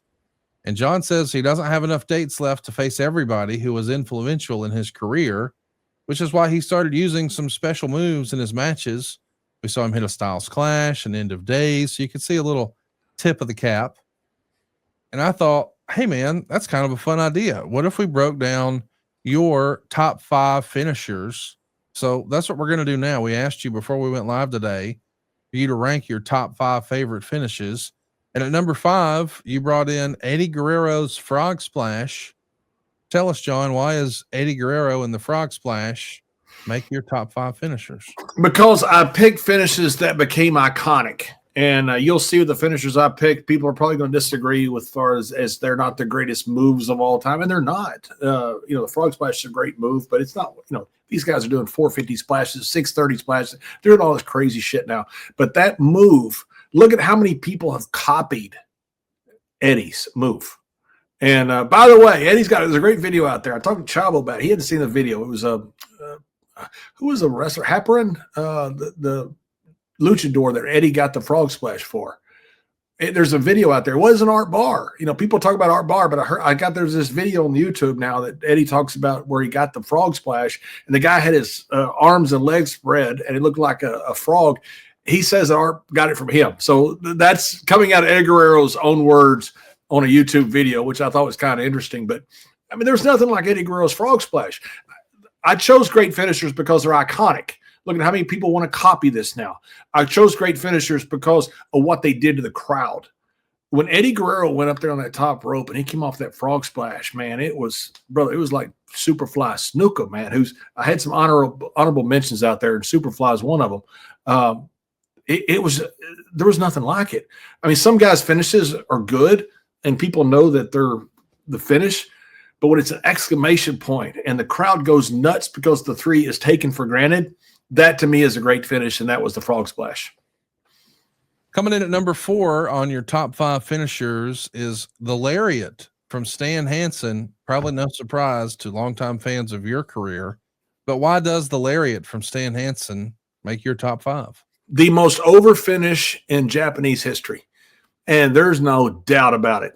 If you ever saw Stan wrestle on video or anything, all he had to do, because he'd pull up his elbow pad right before he hit the lariat, was reach for that elbow pad just a little bit during the match and start pulling it up. He could be selling, he could be on the ground, he could be outside the ring, but when people saw that, you would see the Japanese fans start going, ooh, and it'd build and it'd build and it'd build. All he had to do was just barely pull that elbow pad. It was that over. There's never, I'm telling you, that's one of the most over finishes of all time. A guy that can get it over like that, to me, top 5. It's interesting that you pointed out just the slight adjustment of the elbow pad. How critical do you think that is to the success of getting a move over? Like DDP would call for the diamond cutter. Jake the Snake would call for, the DDT. And we know, Shawn Michaels stands in the corner to tune up the band. And we've seen how Randy would pound the canvas. Do you think the setup is really important? I mean, does it need to be a 1-2 punch like that just to tease, even like Lawler dropping the strap before the pile driver? Is that necessary, do you think, to really level up to a main event finisher? Yeah, I think it helps. I think it helps a lot to have something like that. Ox Baker, who was one of my honorable mentions because apparently he killed 2 people. I'm not sure. Ray Gunkel's autopsy, and who was the other guy that he supposedly killed? I can't. Anyway, he killed 2, and neither one did he kill, but they did die after the match. Ox Baker would start loosening it up with a club to the chest. Stan Stasiak wouldn't. Certain guys wouldn't. But Ox Baker would loosen it up, by hitting the chest a little bit. People start going, "Oh my God, here comes the heart punch! Here comes the heart punch!" It was such a big deal. I think the setup is very important. And Stan's was so subtle. That's why Stan's in the top 5. He literally would just reach and start pulling up the elbow pad. He could be doing anything, and everybody in the arena would notice it and start murmuring. You could hear it. I think the name you were looking for, as far as the list of guys that Ox Baker killed, which I don't think he did, Ray Gunkel and Alberto Torres. Was it Alberto Torres? I thought it was somebody else, but that's a quick Google search says. Who knows though? I will take that. The first person I thought it was somebody else, but it could be. I don't remember. Here's what we'll never forget. Apparently Alberto Torres is dead, so something happened to him. Whether it's a heart punch or something happened to him. Sounds like it may have been a lariat. Let's talk about Hulk Hogan's leg drop. That's a move nobody will forget, and it comes in at number 3 on your top 5 list of finishers. And I got to be honest with you. I think everybody who's watching this assumes he's going to find a way to work the frog splash in because he loves Eddie. He's going to find a way to work the lariat in because he loves Stan Hansen. But the leg drop, by anyone else, except maybe Yokozuna, is kind of an elementary move, and it makes your top 5 list. Why is that, John? Because it's so iconic. I mean, when Hogan would line up for that leg drop, people would go nuts. I mean, Hogan was so freaking over. Was it a hokey finish? Yeah, it was as hokey as it could be. Guys are doing leg drops off the top rope now and doing leg flips. Booker T did it where he did a flip, so did Too Cold Scorpio. A lot of guys, did much more dramatic moves, even with the leg drop. But you said that picture's iconic. And you don't even look to see who's at the bottom. All you do is look to see it's Hogan. That poor Hogan, that's why he's had such a bad back, was because he's dropping that leg all the time. Undertaker had, I think, an elbow off the top rope for a while. And that was Undertaker used the heart punch for a while because he was trained by Ox Baker. But he had to drop off the top rope, his elbow drop or leg drop or something. And somebody finally told him, said, "You're not going to have hips when you get to be 40 if you do this." Same thing with Hogan. That's why his back was so bad. But that iconic finish, I mean, him standing above Andre when he's dropping the leg and that big picture, I mean, there was nothing more iconic than that leg drop from the 80s. Now, Conrad, let me ask you, from the 80s, what finish would beat the leg drop? Almost nothing. I mean, as far as just being iconic, I mean, Yeah. Hogan was. No, Hogan you're was, right. I don't mean as far as a good finish. It was the shits. But the Snuka Splash was cool, and Randy Savage's elbow off the top. Correct. But I agree. When you think about wrestling in the 80s, there was no bigger star than Hulk Hogan. I mean, the WWF was built on his name. I know Dave is going nuts saying figure four, buddy. It was not.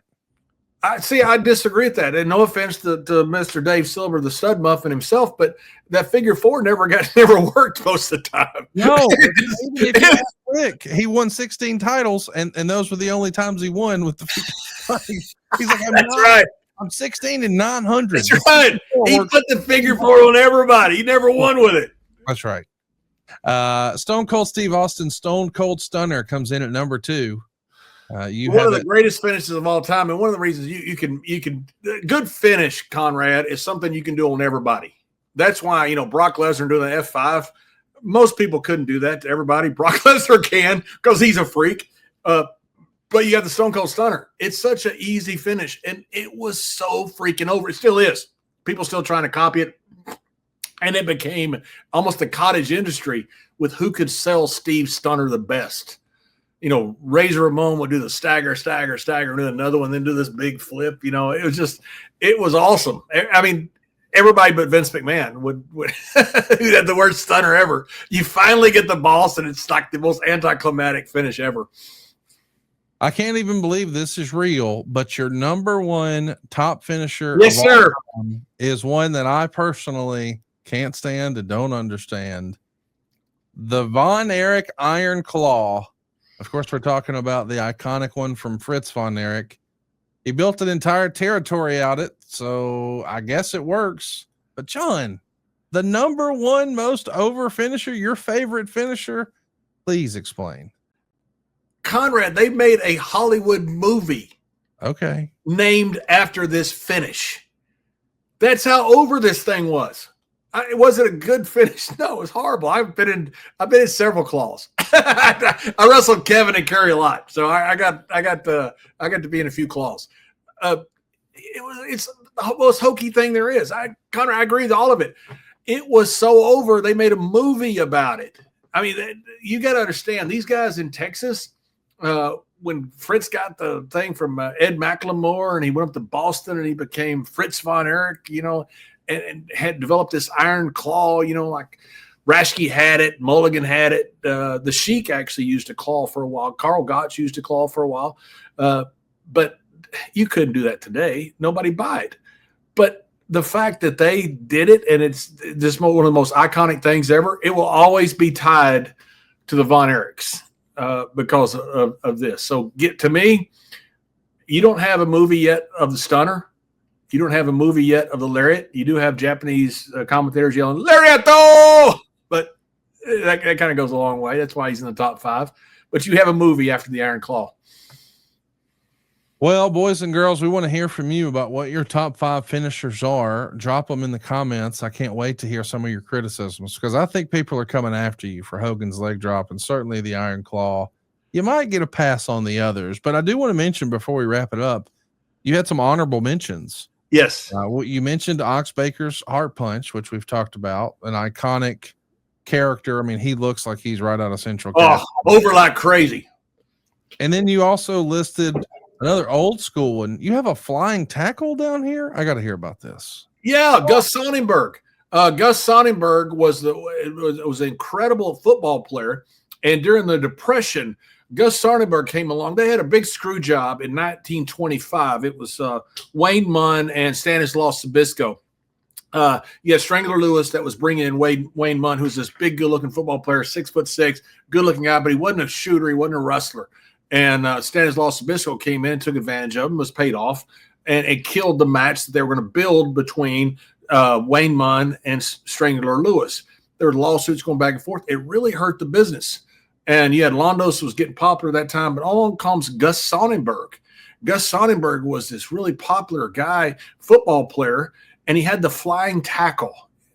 there's videos of it on the internet. It's more like just a flying headbutt. It's really not that great. But at the time, it was revolutionary. And what it did was it brought in the flying part to wrestling. Gus Sonnenberg was the one who changed the business completely. And this flying tackle was so freaking over. He was selling out arenas all through the Great Depression.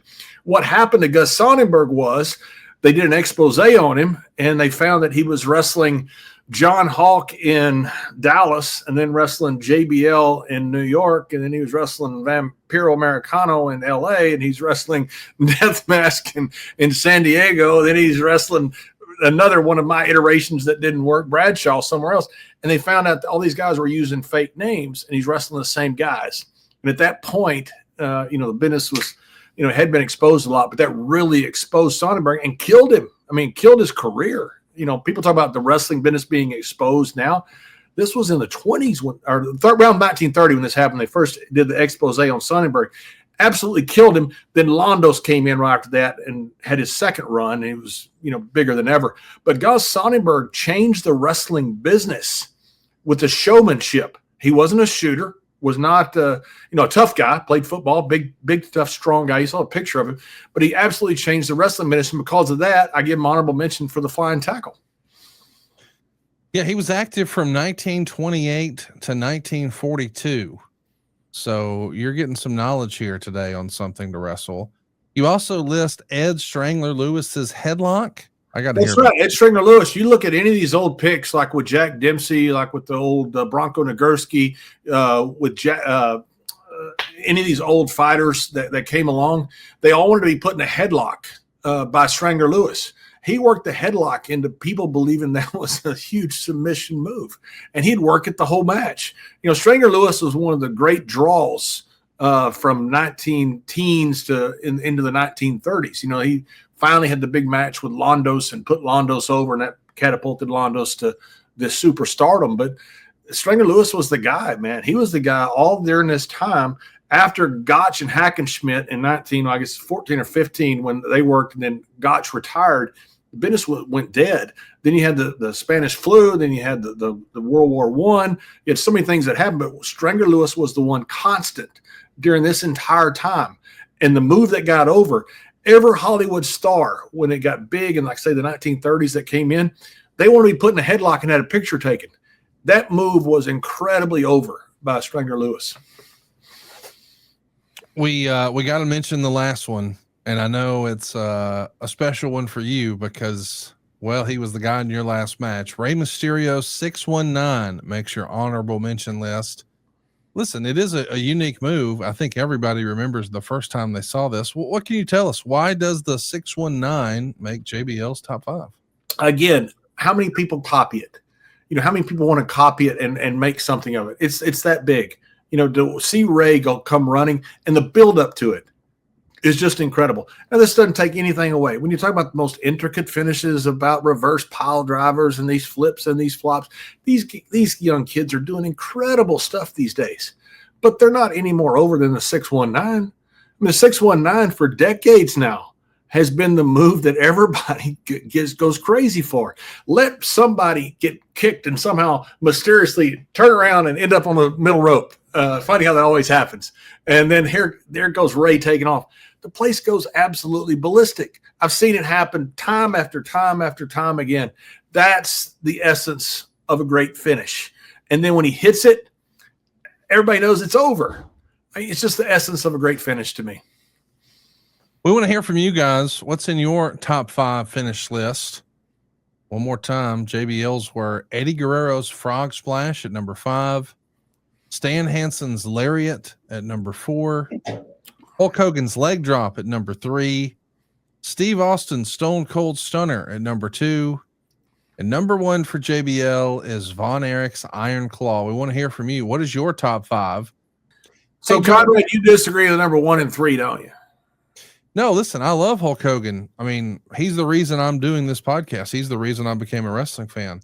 I just don't think I would have necessarily picked it. But when you explained, I think people are looking for, I wouldn't have been surprised if we would have seen like the Diamond Cutter or the RKO or Yeah, I tell you what, the RKO, I should have given an honorable mention to that. I should have, because that is incredibly iconic. I made a mistake by not giving the RKO at least honorable mention, because so many people have in regular, in the Yes. Twitterverse and everything, come up with these RKOs into pulls on RKOs and different stuff. I mean, it's become this iconic move that has transcended the business. And that was what I chose that was what I looked at when I chose great finishers. Was not just, hey, is it a great move? Is it whatever? Does the crowd acknowledge it? Does the crowd go crazy? And are people imitating it out in the real world, for lack of a better term? And they are with the RKO. So, yes, I would put the RKO at least in honorable mention. That was a mistake. I think some people are going to look for power bombs and choke slams and high risk maneuvers, things like that. One thing I would have been surprised that wasn't here, I just would have assumed that Jake Roberts' DDT. I know you were talking about iconic finishes in the 80s, and that's obviously not nearly as famous as Hulk Hogan's, so I give you that one. Like, if you're just looking for what everybody knows, they know that one. But in the confines of wrestling, man, nobody kicked out of Jake's DDT. Guys were giving Jake a hard time one time backstage. And they go, was there your DDT and every other DDT being used every other match? And he goes, mine beats people. I said, that's a great answer. And that's another mistake. That is another, that should have been at least honorable mention. Jake's finish. So many people talk about the Snake's DDT. Just in regular culture, it's transcended the business. And by the way, the first choke slam was Yusuf Ismail, the Terrible Turk, around the 1890s. Used to grab a guy with one hand and would end up choke slamming him in those hard-ass rings back then.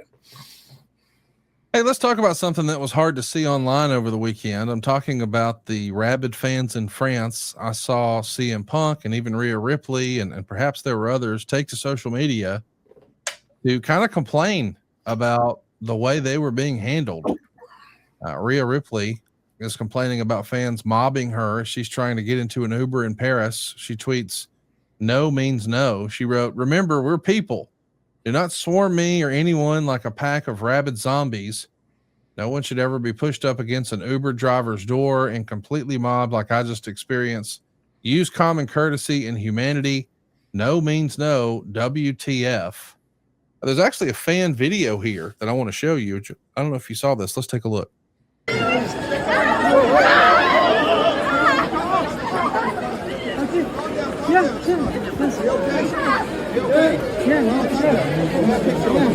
Calm down, everyone. Calm down.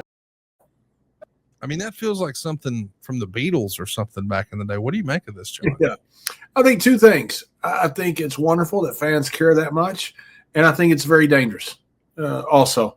And again, the fans get overzealous. They can't do that. I think now security is correcting it. You really need security there for situations like this. I mean, fans have to take it upon themselves. The first person that runs up there and tries to get a selfie with her, then the next person will run up too. I mean, I understand they're overzealous, and thank goodness that they are. But this is dangerous. This is where an incident happens. Where somebody pushes somebody tries to grab a wallet, somebody does something, somebody grabs something they're not supposed to, a male or female. And all of a sudden somebody gets punched or something, I mean, this is a recipe for disaster, absolute disaster. The fans, I understand being overzealous. Thank God that they are, but somebody has to rein this in. And thank goodness now WWE is certainly handling it with the security. You were at the company at the height of their popularity. You think about the height of the Attitude Era, the APA were over like Rover. I mean, obviously you guys are respectfully not divas. So, I mean, you're taller than everybody. You're bigger than everybody. It's a different power dynamic in person. But did you experience any sort of chaos like this when you're just trying to travel? Do any stories pop to mind? Even if you weren't necessarily affected, you saw others who may have been? Yeah, and of course, Stone Cold had it, bad. Rock, had it, really bad too. Those guys were, different level. But yeah, we had it some. I'll tell you a funny story about WrestleMania. Me and Michael Cole used to do the whole WrestleMania, for 5 hours. We'd sit out there. We'd have to quit drinking water like a couple hours before because we were out there the entire time. I mean, it was brutal. Like everybody's like, "Oh, you poor baby, you couldn't pee for 5 hours. You poor baby. You're so mistreated." While I'm calling WrestleMania. So yeah, I get it. But I'm sitting there one day and I see a bathroom there that's just right off the stadium level. And so I asked the security guard, I said, is that private or not? He goes, no, it's private. I said, no, there'll be no fans there, right? And he said, no fans. I said, okay, cool. So I'm sitting there in the commentary leading up to the show. I'm drinking water. I'm drinking my energy drink. And all of a sudden, Michael goes, you'll never make it 5 hours. And I go, oh, I ain't worried about it. I'm just drinking my stuff. I'm kayfabing Michael. So we have a long video package. It's like 4 or 5 minutes. I've been waiting for this. I to get up and I run to the bathroom. Michael Cole goes, you bastard. Yeah. So I run to the bathroom and it's supposed to be private. Well, because the video package is playing, everybody's rushed to the bathroom. It's not private. It's full. It's probably a bathroom that can hold maybe 20 people. It's probably got 50 people in it. I mean, they're just lined up. And I walk in, everybody's like, JBL! And I'm in a tuxedo and everything. And I said, guys, I'm sorry. I didn't know this was a public restroom. I said, I got to be back out at the booth in less than 2 minutes. I said, can I cut in front of everybody?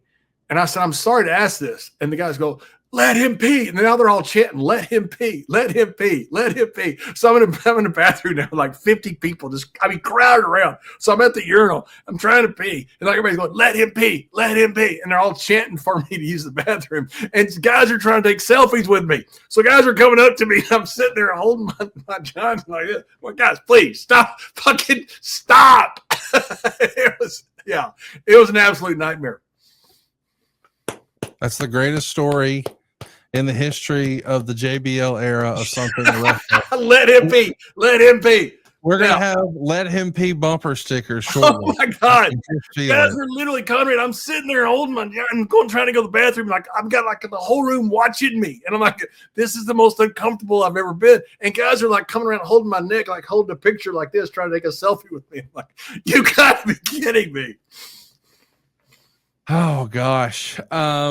How new of a problem is this? There being fans everywhere you travel when you go to Europe. Like we've seen the old footage of like Bret Hart getting off the bus and there's just dozens or maybe hundreds of people lined up. Was it always pandemonium in Europe? And was it unique to Europe? And do you think that's based on just the culture difference or the scarcity of WWE visits over there? The scarcity. And I think if nobody toured here, when I know this is an old analogy. It's one of the greatest bands of all time. The Beatles showed up here as Beatlemania. When groups come over that you hadn't seen before, it was different. When Rolling Stones are, different level. I understand, but depending on TV. When we had good TV in places, I mean, the places it'd be packed. Hotel lobbies be packed. Everything would be packed. When the Von Erichs first went to Israel. And they got the Israel deal because somebody had bootlegged a bunch of WCCW tapes, was putting it on Israel television. That's how they ended up with the deal in Israel. They had tens of thousands of people at the airport waiting to greet them. So, no, this is nothing new. But it is something that needs to be dealt with. It is going to be interesting to see if WWE starts to take different precautions. It feels like over the weekend, Rhea Ripley may have gotten to a tipping point, and I don't know that you've seen this, but there's been a stalker from Canada who is actually still in jail right now, and I think he was even refused bail. I know he's been stalking a WWE diva. When you've got, and I'm not acting like, we're these big, tough macho guys who have to protect the women, but I'm saying from a company standpoint, man, we might be getting to a place where the divas are going to have some sort of security with them to travel. Do you think that's the reality next time they go to Europe, or should we just, are we expected to wait until something happens, I guess, or what would you recommend? Hey, I hope not. I hope not, because you don't want anything to happen to anybody, male or female. And I understand it's a different dynamic, and I don't think that's sexist to say. I hope it's not. Right. That women, need the protection here because you have these guys who, are idiots. There's no way they're idiots. I mean, somebody that would stalk a female or a male, that's an idiot that doesn't need to be in open society, period. Yeah. Period. You need to lock their ass away. I don't give a shit what's wrong with them or what they claim is wrong with their mental. Who gives a shit? Get them out of society. I don't think you're going to need it as far as regular travel because people are used to seeing celebrities in airports and things. You may need it like in baggage claim when you get there. Overseas, you tend to travel in groups. It's a lot easier to have security because people are in groups. And so I think you're probably going to have security in a lot of these places.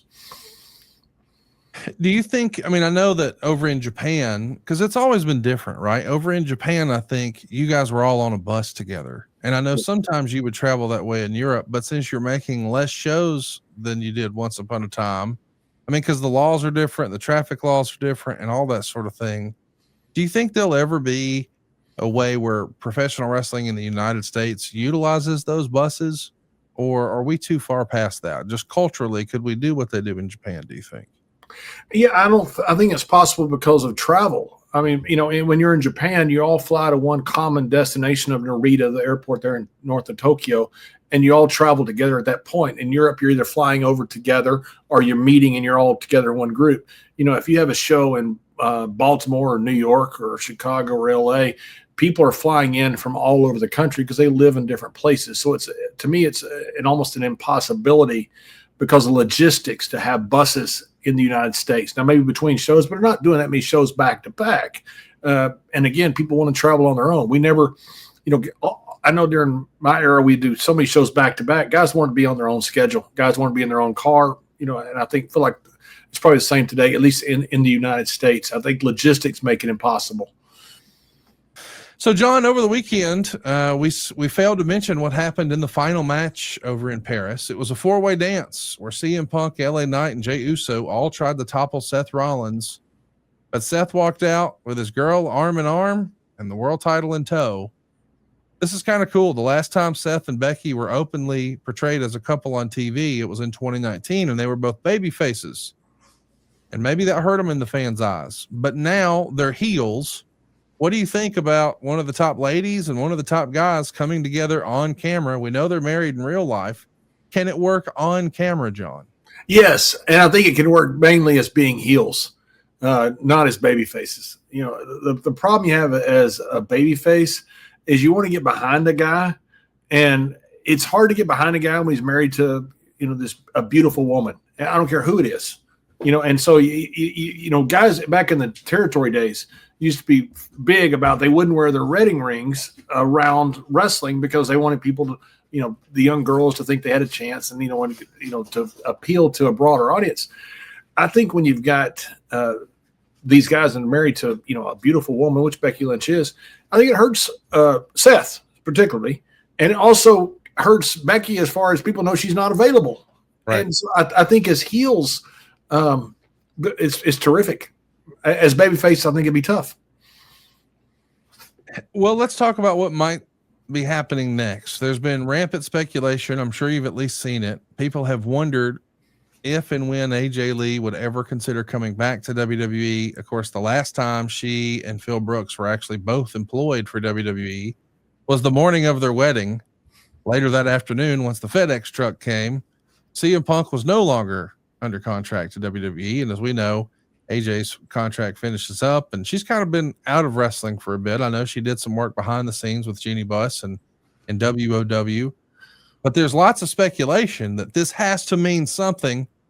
If Becky is on screen with Seth, it only makes sense that Punk should be on screen with AJ. Do you think that happens? And hypothetically, will it happen on ESPN on September 20th at WrestlePalooza? Oh, good question. What a great place for it to happen. Where's Wrestlingpalooza at? Indianapolis. Be a great city for them to come out. It's a great wrestling city. I think it happens. I have no inside information at all whatsoever. So I don't know. I'm speculating like every other armchair quarterback out there. I think it probably happens. I mean, there's a clamor for her, and apparently she's in terrific shape. I guess she's, done, according to social media, done some wrestling stuff as far as training. She was really over, by the way. And I did commentary with her. Smart lady. I think yes. I think she probably does come back for that. I hope she does, because I think the fans are going to go nuts for her. She's obviously going to get a hero's welcome, and I think a lot of old AJ Lee fans would love to see her back. Do you think that if they bring her back, it would be a one-off, or do you hope if she comes back, it's an extended run? I mean, you probably spent some time with her. I think you did commentary on her matches for years, right? Yeah, I did all kinds of commentary. I did commentary for most of her career, I believe, and she did guest commentary with us. She was always very good. I hope she comes back more than just a one-off. I think she would be a huge benefit to the company, and she knows what she's doing. she's good at entertaining. She's really good at her character. She was really good in the ring. I think she'd be a huge asset to WWE. I gotta ask, did you ever have an opinion on wives in wrestling? I know that sounds silly because we're talking about 2 full-time male wrestlers and 2 once upon a time full-time female wrestlers. Becky still is, but AJ's kind of been on the sidelines. But I think there's an old famous quote that has often been attributed to Rick Rude. Hey, you don't bring your wife around the business. And they would cite other examples, and we don't have to name names. You're probably thinking the same ones we all are. Was that a practice that you thought, hey man, maybe I do need to keep a little separation between church and state? Cause I know you're a private guy. Was that a deal for you? Yeah, it was. I remember, I forget, I think it was Killer. He says, cause I had my wife with me on a trip, and he said, hey, be sure and stop off, by the restaurant and by a gas station and everything. Don't show up too early. That way, if you show up late, you always have an excuse, but why are you later? Because we want to show up late when you're so. There was always all kinds of all kinds of advice. But yeah, me personally, my wife works. I don't go to work with her. She didn't come to work with me. Occasionally she would, because it was different because she'd be off on the weekends, and some arena that's close or something she wanted to go. She might go very, very, very irregularly, not very often. And I always just thought it was to each his own. It's just always separate for us. We got to spend just a minute here and talk about, this week in wrestling history. This is a pretty big week. As you and I are recording, John, 7 years ago yesterday was the very first All In. This was, of course, the show put together by the boys for the boys. And we know the Young Bucks are still doing their things in AEW. But back then, AEW didn't even exist.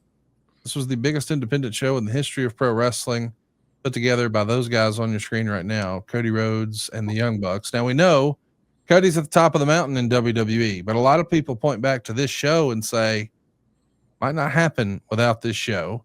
Now, when this show was going down, John, you were on the inside of WWE. I got to ask, did you get a chance to see All In 7 years ago? What did you think about it? How was it received, as best you know, sort of inside the tent of WWE, in that it's not a Ring of Honor show. It's not a TNA show. It's not a New Japan show, but you do have talent kind of from all of those places here. How was it received 7 years ago, John?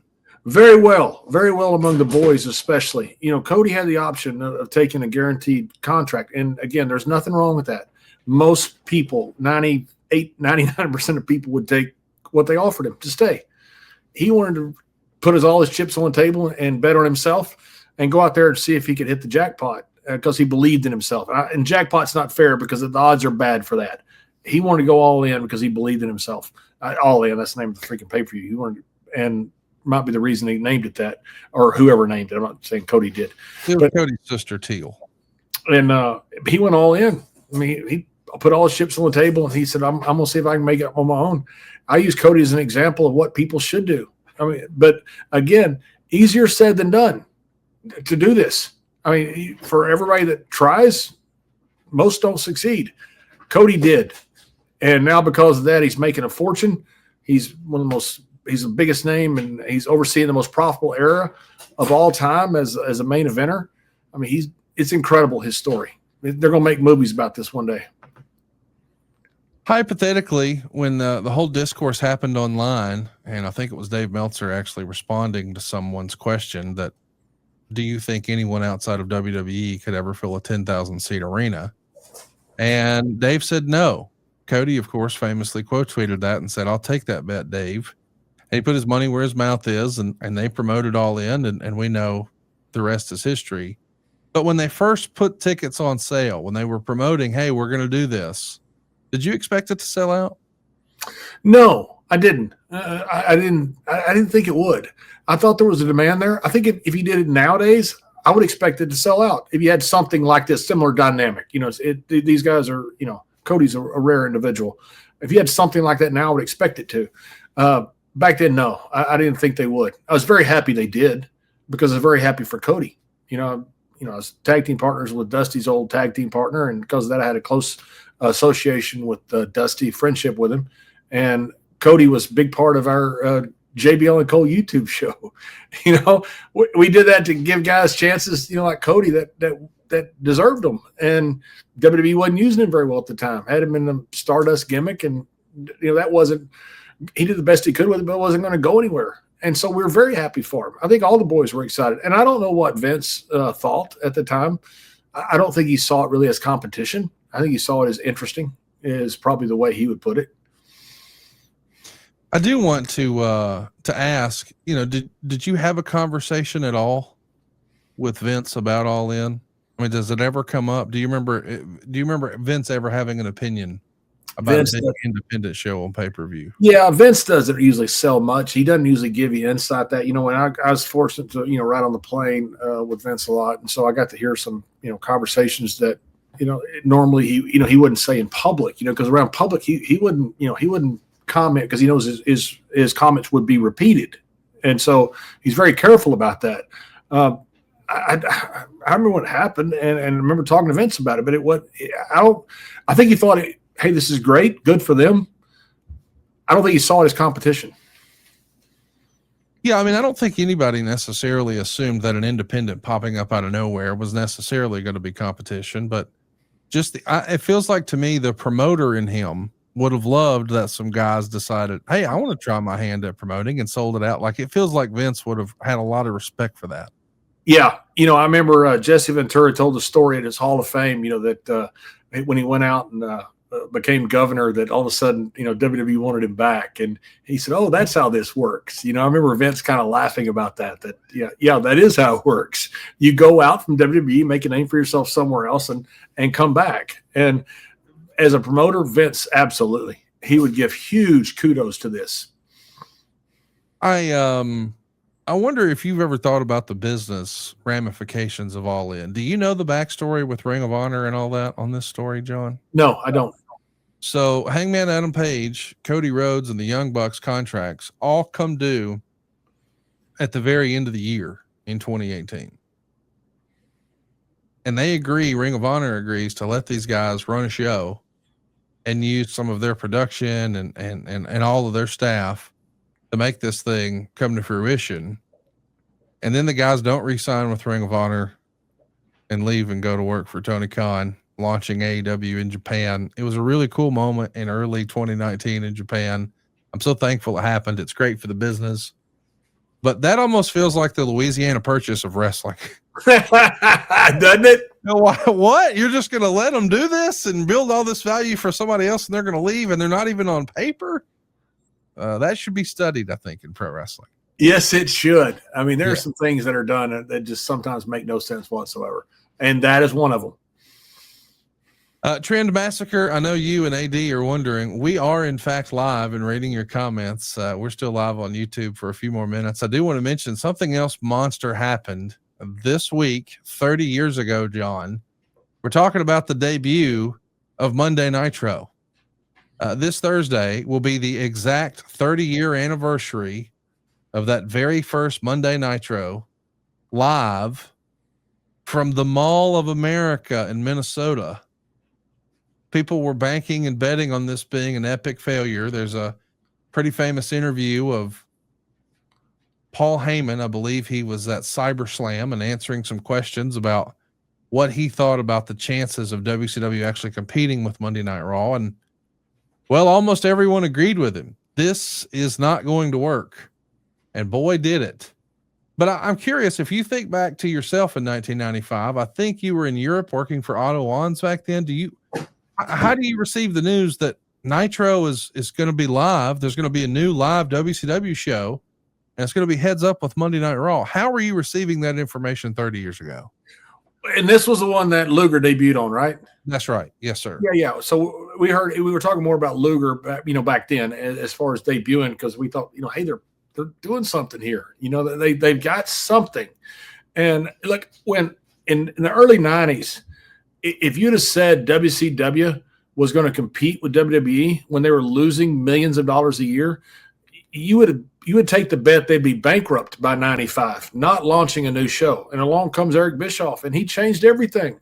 I mean, Bischoff, it changed the whole wrestling landscape. I remember in Europe when they said they're going head to head, we were all thinking, why in the world would they do that? There's 6 other days of the week. Why would they go head to head?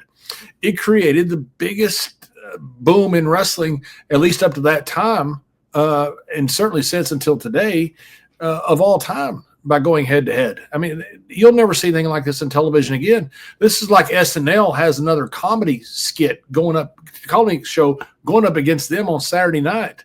I mean, our Monday Night Football has another football league going up against them, or basketball. I mean, and it's a zero-sum battle. I mean, I think people knew at the time that one company was going to go out of business and one company was going to stay. I think nearly everybody knew. And there were people that didn't know which one, especially when WCW was killing us, which one would go out of business. But there's never been anything like this in television before, and there will never be anything television after that's going to happen like this. Did you think this meant a potential opportunity for more guys to get jobs? I mean, that's got to be what guys in the business are thinking, right? Hey, they're going to be hiring guys. Absolutely, you have to, because you're especially you're adding so much content. They already had the 605 show on Saturday. Now you're adding another 2 hours or whatever it was they started with on Monday night. They started with 3 or 2, whatever it was. I mean, this is a full extra, almost at least half, say a half extra roster that you need to run this. So this is a lot more jobs that are coming available. And all of a sudden now you have TV contracts. And so money was getting better. We knew that this was big for the business. Like, the business was terrible in 95. I mean, absolutely horrible. We couldn't give away tickets. Some at WWE, and the WCW wasn't a lot better. They got hotter before we did. But in 95, before I got there, I mean, we knew how bad business was. Europe was still good. We had a great tour that year of 95, but I knew I was about November that I was leaving to probably go to WCW or WWE. And I knew some other guys had some feelings going out too, and that was probably going to end up, the territory was probably going to be over at some point in the next few years, and it was. So we knew that the business dynamic was changing completely. It's something I wanted to ask. I think you get your tryout match with WWE. It may not have been a tryout, but it was a dark match with you and Savio Vega in December of 95. So that would have been just a handful of months after Nitro debuted, and you were supposed to be going to WCW the next day or the next week or something like that for a tryout, right? Correct. Yeah. I talked with, actually it was DDP that was initially called me. I'm not sure how, I can't remember how he got hold of me. I didn't have a phone in my caravan. We had a pay phone downtown, and Bruce thinks Owen Hart was the one that gave me a number, and DDP may have sent a message over with me for something or something. I can't remember how it got a hold of me, but it was Dallas. He wasn't in the office then, but I guess in unofficial capacity had first reached out to me. And then I got to talk to other people at WCW, and they want me to come in. But I was agreed to come back through Philadelphia first, where the pay-per-view was, and then we're in Bethlehem, Pennsylvania the next day. And I went to the pay-per-view, and Tony Gurria threw me out of the locker room. And so I was going to go to WCW, but I couldn't get a flight out because it was a snowstorm. So the flights were all canceled. That's the reason I stayed. And Gurria found me, and I joke about it with him all the time now. He's a wonderful guy. And he says, who are you here with? And I said, I'm here by myself. I've been to Europe a couple of years. I'm supposed to have a tryout match. And he goes, well, you're not on the list. You got to leave. So screw you. I grabbed my bag, left. I went to the airport, and I was staying by the airport. And I tried to change my flight, and I couldn't because of the snowstorm. That's the reason I went the next day. Drove the next day up to Bethlehem, and right before I went out, Dutch Mantell said, hey, can I go out with you? Because he didn't have anybody to go out with anymore. The Harris boys, I guess, had taken a hiatus at that point. And I went out with Dutch and Savio. When I came back, Vince didn't see it. I went to the dressing room. Nobody said anything. And I thought, well, I guess I'll go to WCW now. And as I went to take a shower, here comes JJ and Gerald Briscoe and told me that they wanted to sign me, that Vince wanted to meet with me in a few weeks up in Titan Towers. And so that's how the whole thing unfolded. And then Jerry made me call WCW from the payphone. Good. So it's just me and you, Dave Silva, now. So I can tell you that actually I've gotten a little bit of heat over this from J.J. Dillon's family, that J.J. hired me in a shower, which actually is true. But J.J. and I were not actually showering together. I was showering. JJ was not showering. Neither was Brett Smith, by the way. But he was in the area. That's right.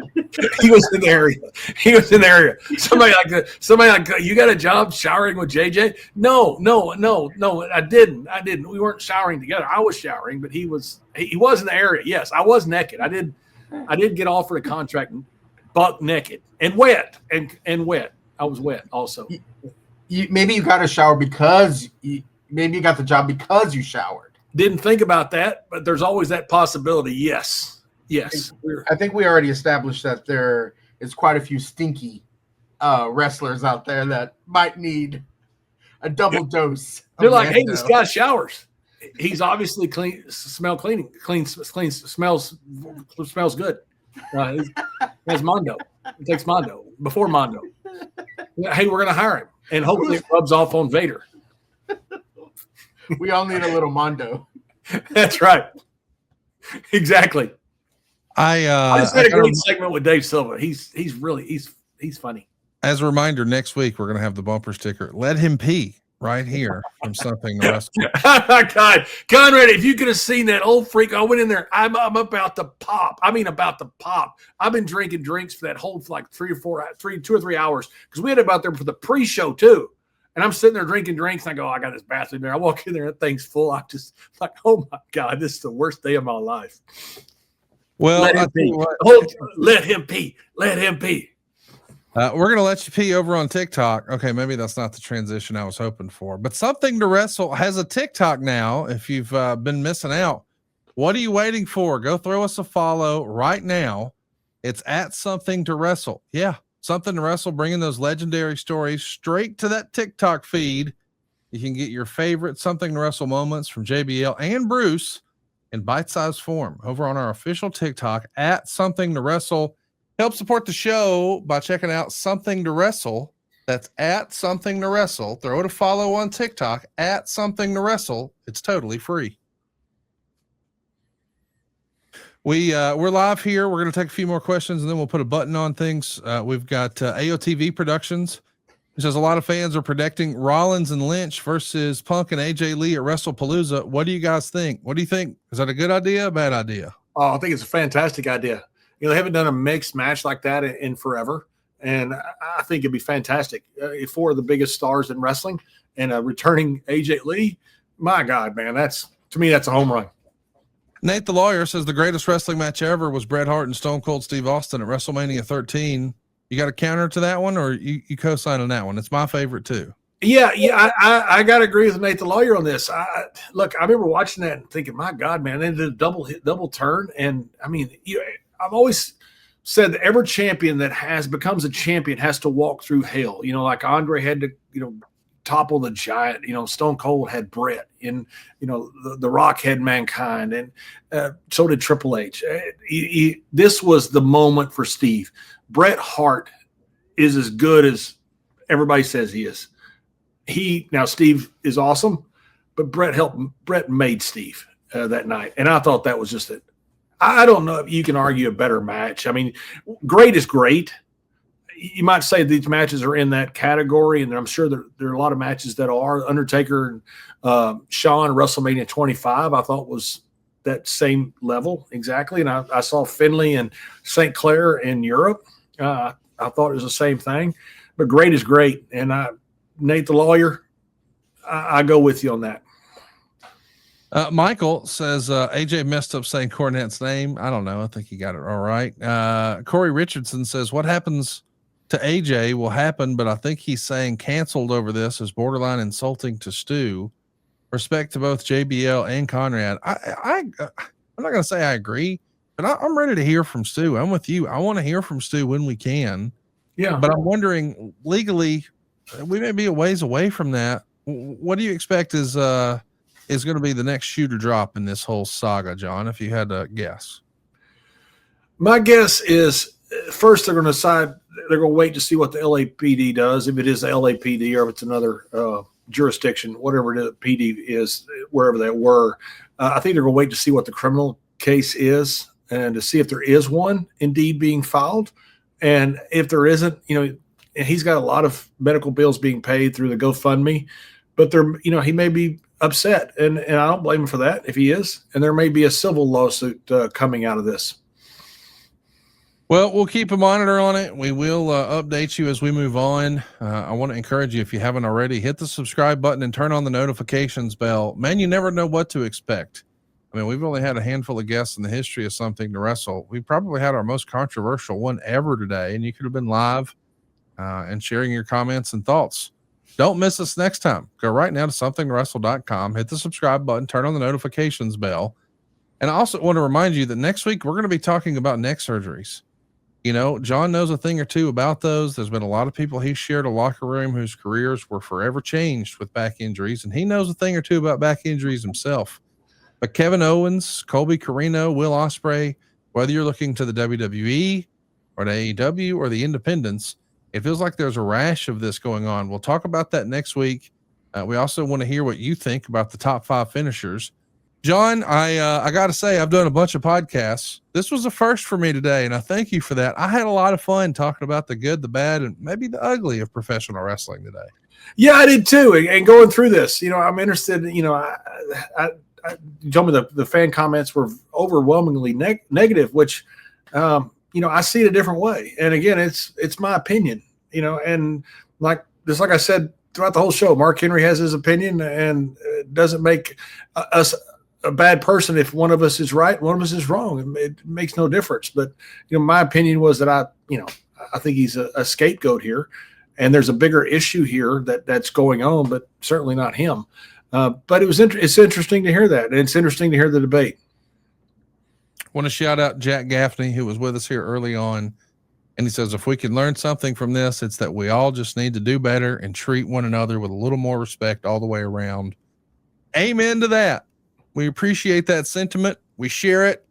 We echo it. And we'll see you next week right here on Something to Wrestle with John Layfield.